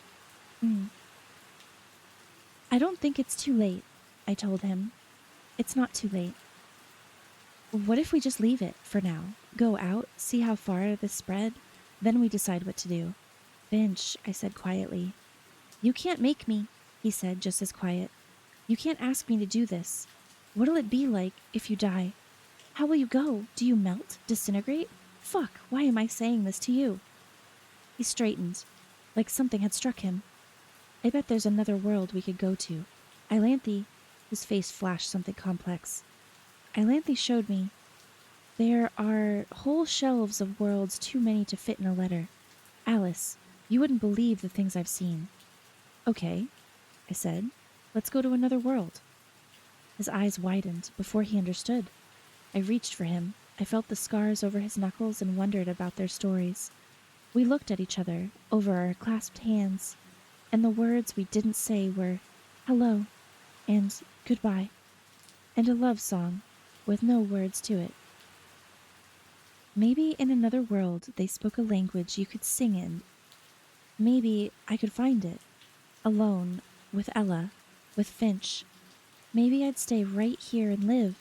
Maybe I'd unwind altogether, dissipate into strands of story stuff, unpack myself like a Roman candle glittering with every last thing my mother had ever done for me, and the brown eyes of a boy who walked worlds, and the fast working fingers of the creature who shaped me, so arrogant she'd nearly made herself a god. Finch pressed his lips to my hands, one, then the other. He looked at me, and I remembered you could slice a moment into a million stories, a million ways it could go. I figured this could be my very last page, and it was the way his chest rose and fell, the shift of his Adam's apple beneath the scar on his throat. I had the weirdest feeling like I was swimming, held weightless by a bubble of enchanted air. I leaned closer, and it was like stepping, one more time, into the winds of another world. And when I pressed my lips to the old scar over his throat, I realized how cold I must have been, and how warm he was by contrast. He breathed out and swallowed hard under my lips, and it was... My mind was never quiet. It was always full of words, always teeming with them, often the wrong ones, and never silent, even when I slept. But when I pressed my lips to Ellery Finch's throat and felt his hand come up to cup my neck, to tangle in my hair, all the words fell away, and when I moved my mouth up to his, my mind was finally quiet. I don't know how long we held each other, but I know the moment came when we let go. When we moved away, towards the door, towards the night country. All that impossible possibility, all that endless, devoid, devouring want. On this side of the door looked waterlogged. It watched him press his hands to it and closed my eyes. I didn't think about dying. I couldn't think about how I might be leaving Ella behind. I dreamed instead of another world, a place that could reach out and catch the people I loved, the broken and the frail of them, the solid and the already gone. I heard Finch curse, and then a distant submarine howling, and the creak of wood below his palms. I squeezed my eyes tighter. There was a world where this could work. There was a world where all of it fell into place. There was a world. There was a world. There was a world. That's the end of chapter 41.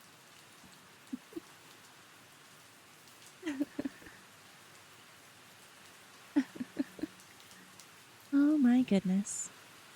The perfect opportunity to hide myself from the scandalous claims about my sleep. I mean, Jackal, you know you can't hide here, sweetheart. You know that I scold you all the time about your sleeping habits.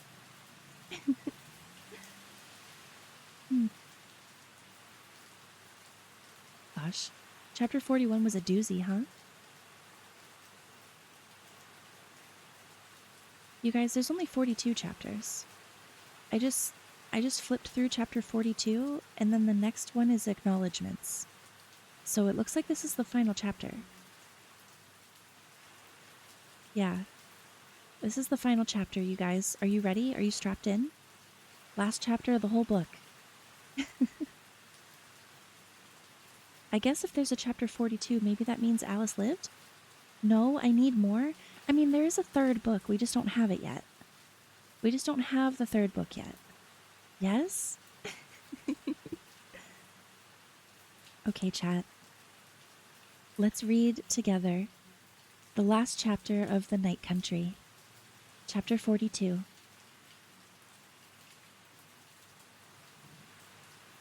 On a cool, unnaturally still night in June,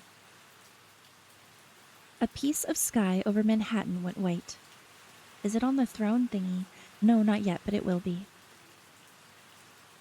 What happened beneath it was stranger. There was a circle of city, a true circle, like the eye of God had cast itself over a patch of about 12 city blocks where a plague struck. Birds fell from the sky, dead insects littered the ground like shotgun casings, cars idled and ran down, or crashed or hunkered down in rows along the sidewalks, eaten away with a powdery pale kind of rust. Oh, you got it, Jackal, you got it. Buildings within the plague grew scoured and worn, and the people within the circle fell asleep. In restaurants and houses and smashed up cars, in bathrooms and crosswalks, across curbs and on sidewalks.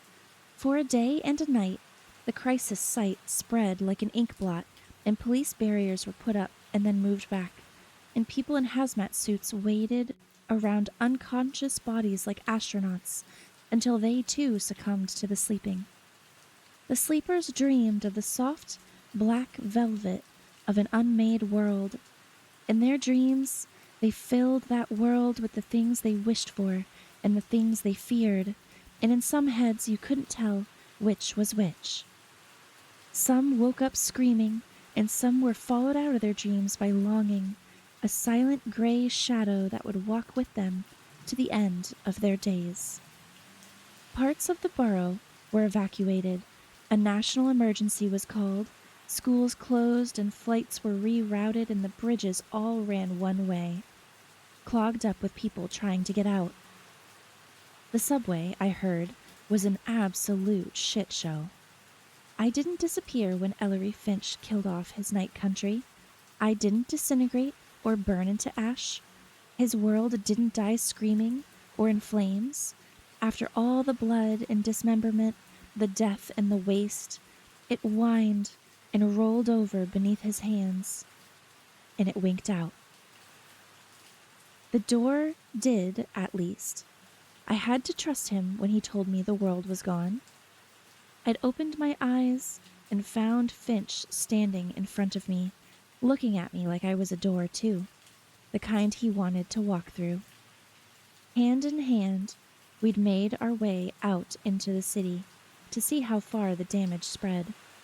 We found a world rendered in grayscale, littered with sleepers.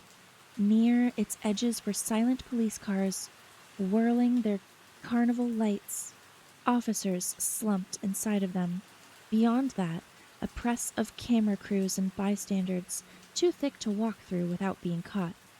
We stole a car, borrowed it. Its driver's side door was open, the keys still in the ignition. We drove it slowly through the crowd, who scrambled away from it like the car was infected too. It took some tricky driving to get clear of the ones who tried to follow us. I wanted to take it all the way to Brooklyn, but Finch argued that overstretching the definition of borrowed.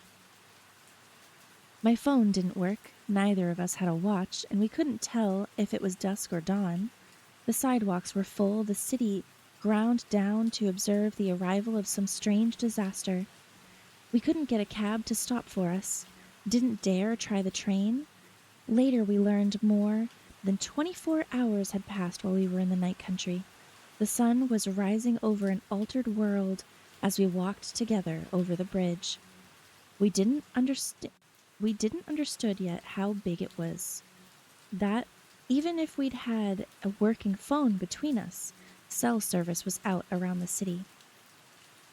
We walked all the way home. Finch so weak by the end I worried I'd have to carry him. The keys still in my pocket were a miracle, but the apartment was empty when I let us in. It was an hour before she came home. Finch ate the ice cream from the freezer and all of the pasta we had in the cabinets with butter and pepper and Parmesan.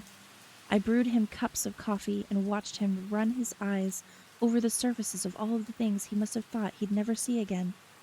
We played every Beatles album we had. We took showers one at a time and stared at each other when we thought we might not get caught.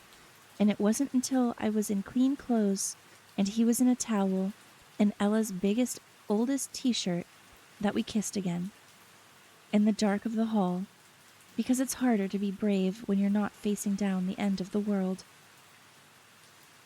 Her purse was gone, her phone and her keys that told me she'd gone out, that she'd be back, and I was too exhausted to believe anything else. I felt her imprint on the space, and I felt Sophia's too. Finch didn't ask why I ducked my head out to check the fire escape, but he opened his arms when he saw I'd started to cry. He let himself sleep, finally. I took the cushions off so we could both fit on the couch. Sam cooked, playing low and the pale sun dropping. All day we'd heard sirens come and go, like the whole city couldn't settle, but now it was quiet at last. That incomplete city kind of quiet. I was drowsing off too, when she came in like a hurricane, feet pounding up the stairs and a key in a panic jangling in the lock, because she'd seen the lights on from the street. I didn't tell her much right then. Ella knew. She knew what had happened had something to do with me, and the hinterland, and the hunch I'd been chasing. She'd been running around town looking for me, for other ex-stories, anyone who could help her track me down. She never found them, neither did I, whether they were lying low after what happened at the party, or had gotten wind of what Daphne really was and skipped town, or whether it was something else completely. They were unfindable.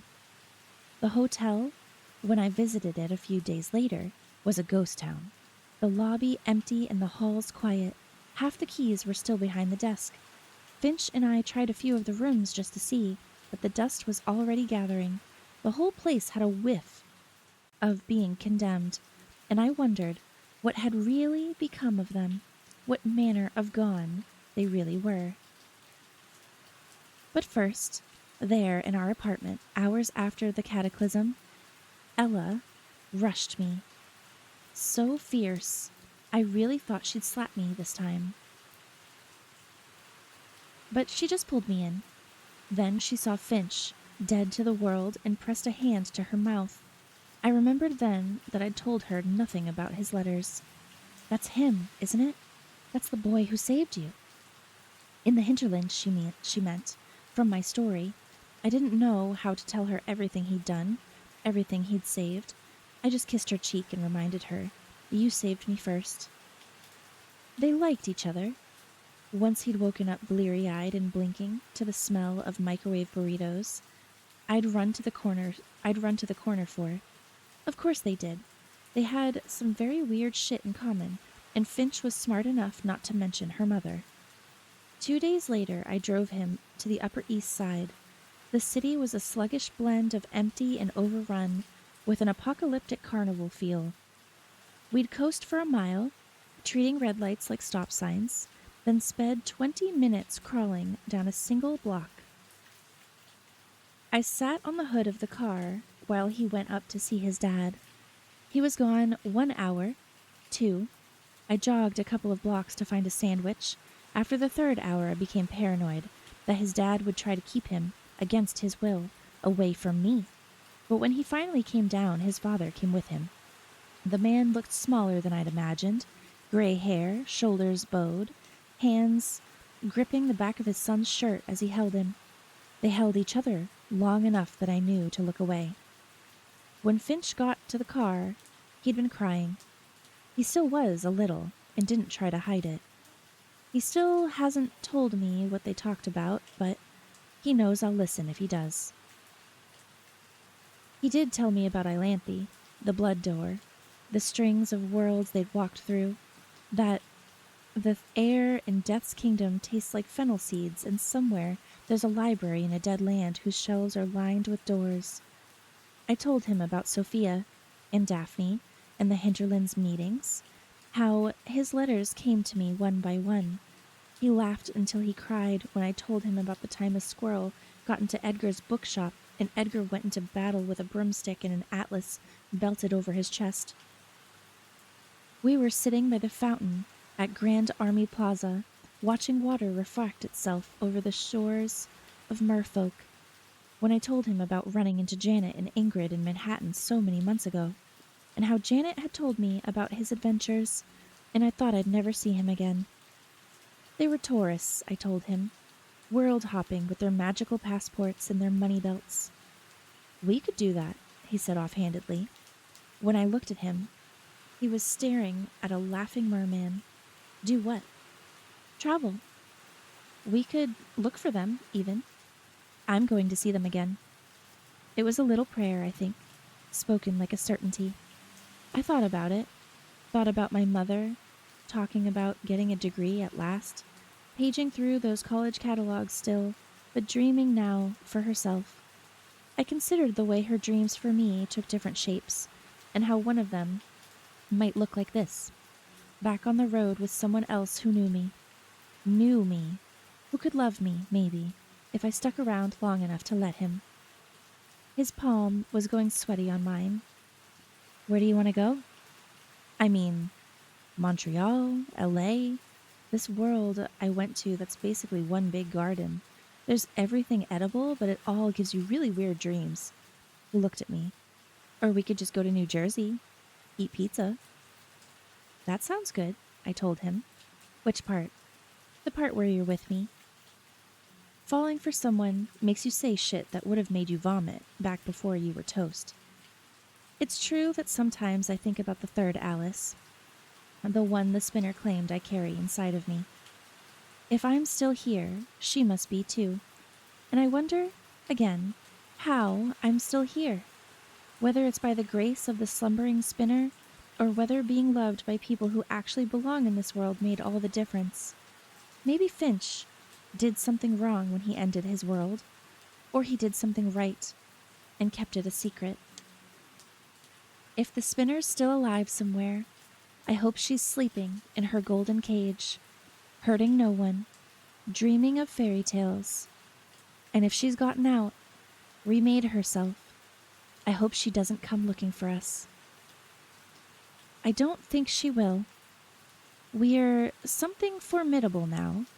I'm an ex-story, the girl who got away, and he's a spinner who survived the rise and fall of his world. We're both survivors, the two of us. We're wanderers. We could make a home in any world. That's the end of the book. That's the end. The end. My gosh. We have another book underneath our belts, chat. Oh my gosh. Hold on. Oh, Fear. Have you ever read the Stormlight Archive series from Brandon Sanderson? If not, you would like them a lot. No, I don't even think I've ever heard of it before. Thank you for the recommendation, though. And also, thank you for the follow as well. Welcome to the afterlife, friend. And Bony Shark, you too. Welcome, welcome. What a beautiful book. I know, right? That was beautiful, and I need more. Truly. I will be putting that, I will be putting the third book on my throne, I promise. 1,000-year voyage guided by compassion? Ayo? Ayo, what? And what a wonderful voice to read the book. Thank you, darling, for reading this for us. Oh, Karu, you're welcome. You're welcome. Watsaku, welcome in. How's it hanging? How you doing today? Oh my gosh, chat. Need to stretch. Oh my. Well, since the book is over, let me assume let me assume the other position. We can take this off now. Oh, that needs to stay. This turns off. There we go. Yeah.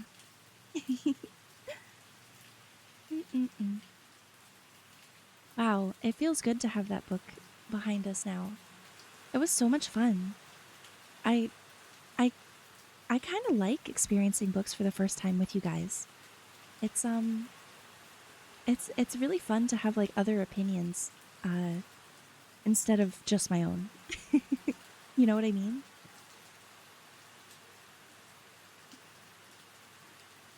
How many of you guys are asleep right now, I wonder? I wonder. Silly. I think for real that you generally have the most beautiful reading voice I've ever actually heard. Are you serious? You're not just pulling my leg? Like, you really mean that? That's so fucking kind of you. Hey, thank you. Yes, please take any position that draws your fancy. Hey, yo. Hey, yo. No, I generally mean that, darling. Oh, well, thank you. What's sleep? Oh, Alex, I hope that you do find sleep tonight. That book was really good. It was really good. Absolutely asleep. I see. I see. Oh my gosh. You guys. I'm glad you guys liked it so much. I did not expect it to become a love story, but you know what? I'm really happy that it did. I'm happy that it kind of like finished with a neat little bow on top too. So the fact that there's a third story, they did kind of leave it open-ended where they could like tell us about their like traveling afterwards, you know. But I do think that it's a pretty good. I think this author is really good at writing books that could be standalone, you know. Alex, if they yell at me for my lack of sleep, they will yell at you too. I do. I do. I constantly remind you guys, all of you guys, it's important to get enough sleep. But, you know, I know a lot of you guys have insomnia too, and that's why you're here. So I can't really police something like that. All I can do is remind you to take care of yourself. Your voice really is wonderful, especially for reading. You think so? You think so? I can't help the fact that I'm an insomniac. Yeah, exactly. Like there's probably things you could do to help, but not things you can do to like um not like permanent fixes, you know.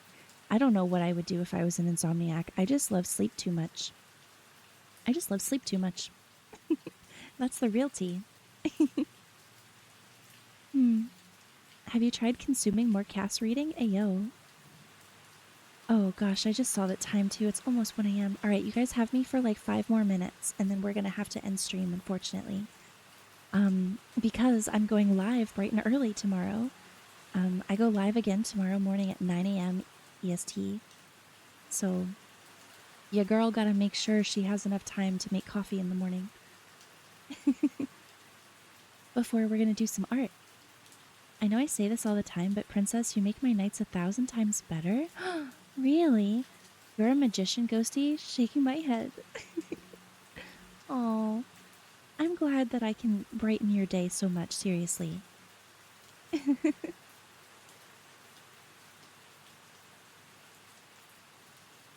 Oh, gosh. Water is good. Yeah, so you guys have me for about 5 more minutes, and then we're going to end here. I will be doing artwork in the morning. We're going to be continuing working on Luke's character design that we started last week. I'm excited to make more progress on it. I want to turn it into a listing on my coffee when I'm able to. I think it would be really fun to offer character creation or character help. I don't know what I would call it. Brainstorming. It. I'm finding that I really, really enjoy helping people create their OCs. I've kind of done it a couple of times now, but this is the first time I've been able to do like a character sheet while doing it. So, yeah, I think that would be really fun to have. So we're gonna work on that tomorrow, over coffee and good vibes in the morning. And you guys will get your sleepy casket voice that you know you are craving so much.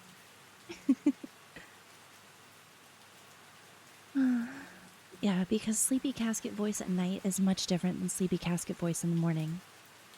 See, all I've got for my OC is their lore. The design is sadly non-existent. I mean, Alex, I volunteer if you need any help at all, or just want someone to listen to what your ideas are. I can't wait to continue watching you draw. Oh, I love Sleepy Cass. Yeah, I'm gonna be here with my virtual blankie tomorrow morning. I need to get a coffee cup toggle or something.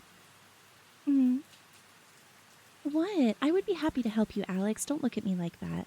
It really is. I love designing OCs and like coming up with coming up with backstory and lore, so the fact that you already have lore is so helpful. I wish I had someone draw my OC, but I could never find anyone, so I had just adopted one. There's no wrong way to do it. There's plenty of people that are madmen at creating characters. That's why adopts exist in the first place, you know? If you find one that you jive with really well, you should definitely go for it. And I mean, the character that you adopted is awesome.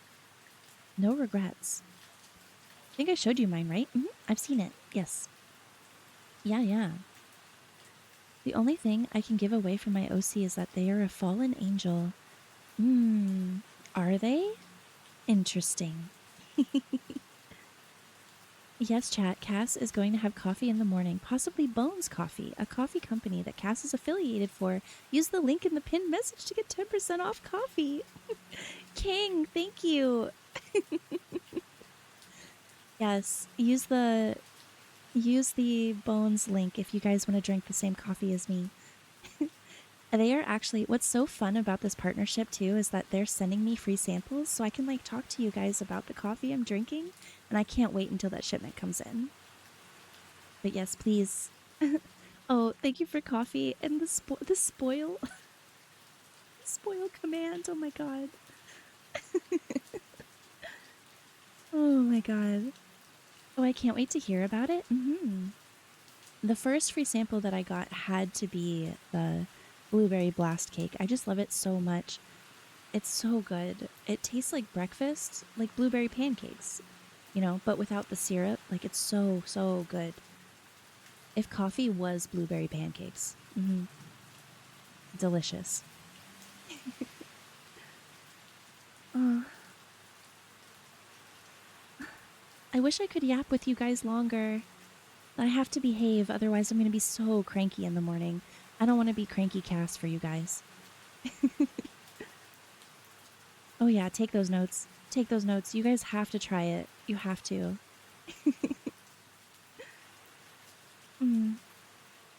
Okay, chat. Thank you for hanging out with me. Let us look for someone to raid really quick, okay? Yeah, you better get some rest. I am. I'm gonna. I am. Wait, should I be fighting you? Should I fight you a little bit? No, I'm not gonna rest. Nah, I can't even do that convincingly. I'm really tired. I can't even do that convincingly. Please get some. I will. Excuse me? You're excused?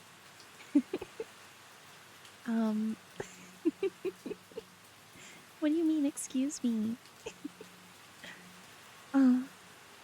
Chat, you guys are so much fun. Thank you guys for those of you who didn't fall asleep. Thank you guys for being here. And for everyone who did fall asleep, I hope you're resting so well. You don't want to play that game here? You're right, Alex. I'll play that game with you somewhere else, huh? You are just so adorable. Thank you for having me. Thank you guys, seriously. Thank you so much. I am let's see. I'm looking at my friends that are live right now. And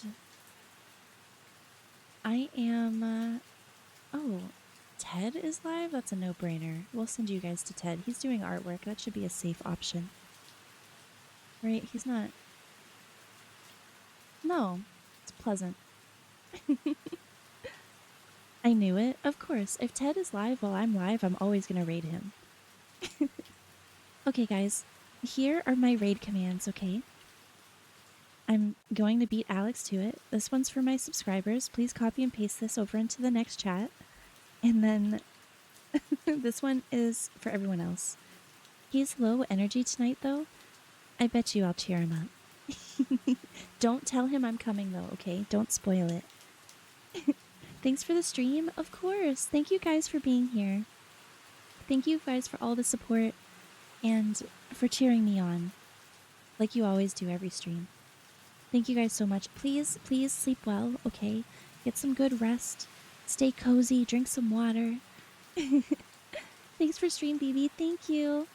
Good night, everyone. Rest well, okay? I'll see you guys tomorrow at 9:30 in the morning. 9:30 a.m. EST for some artwork. Okay, good night. Good night.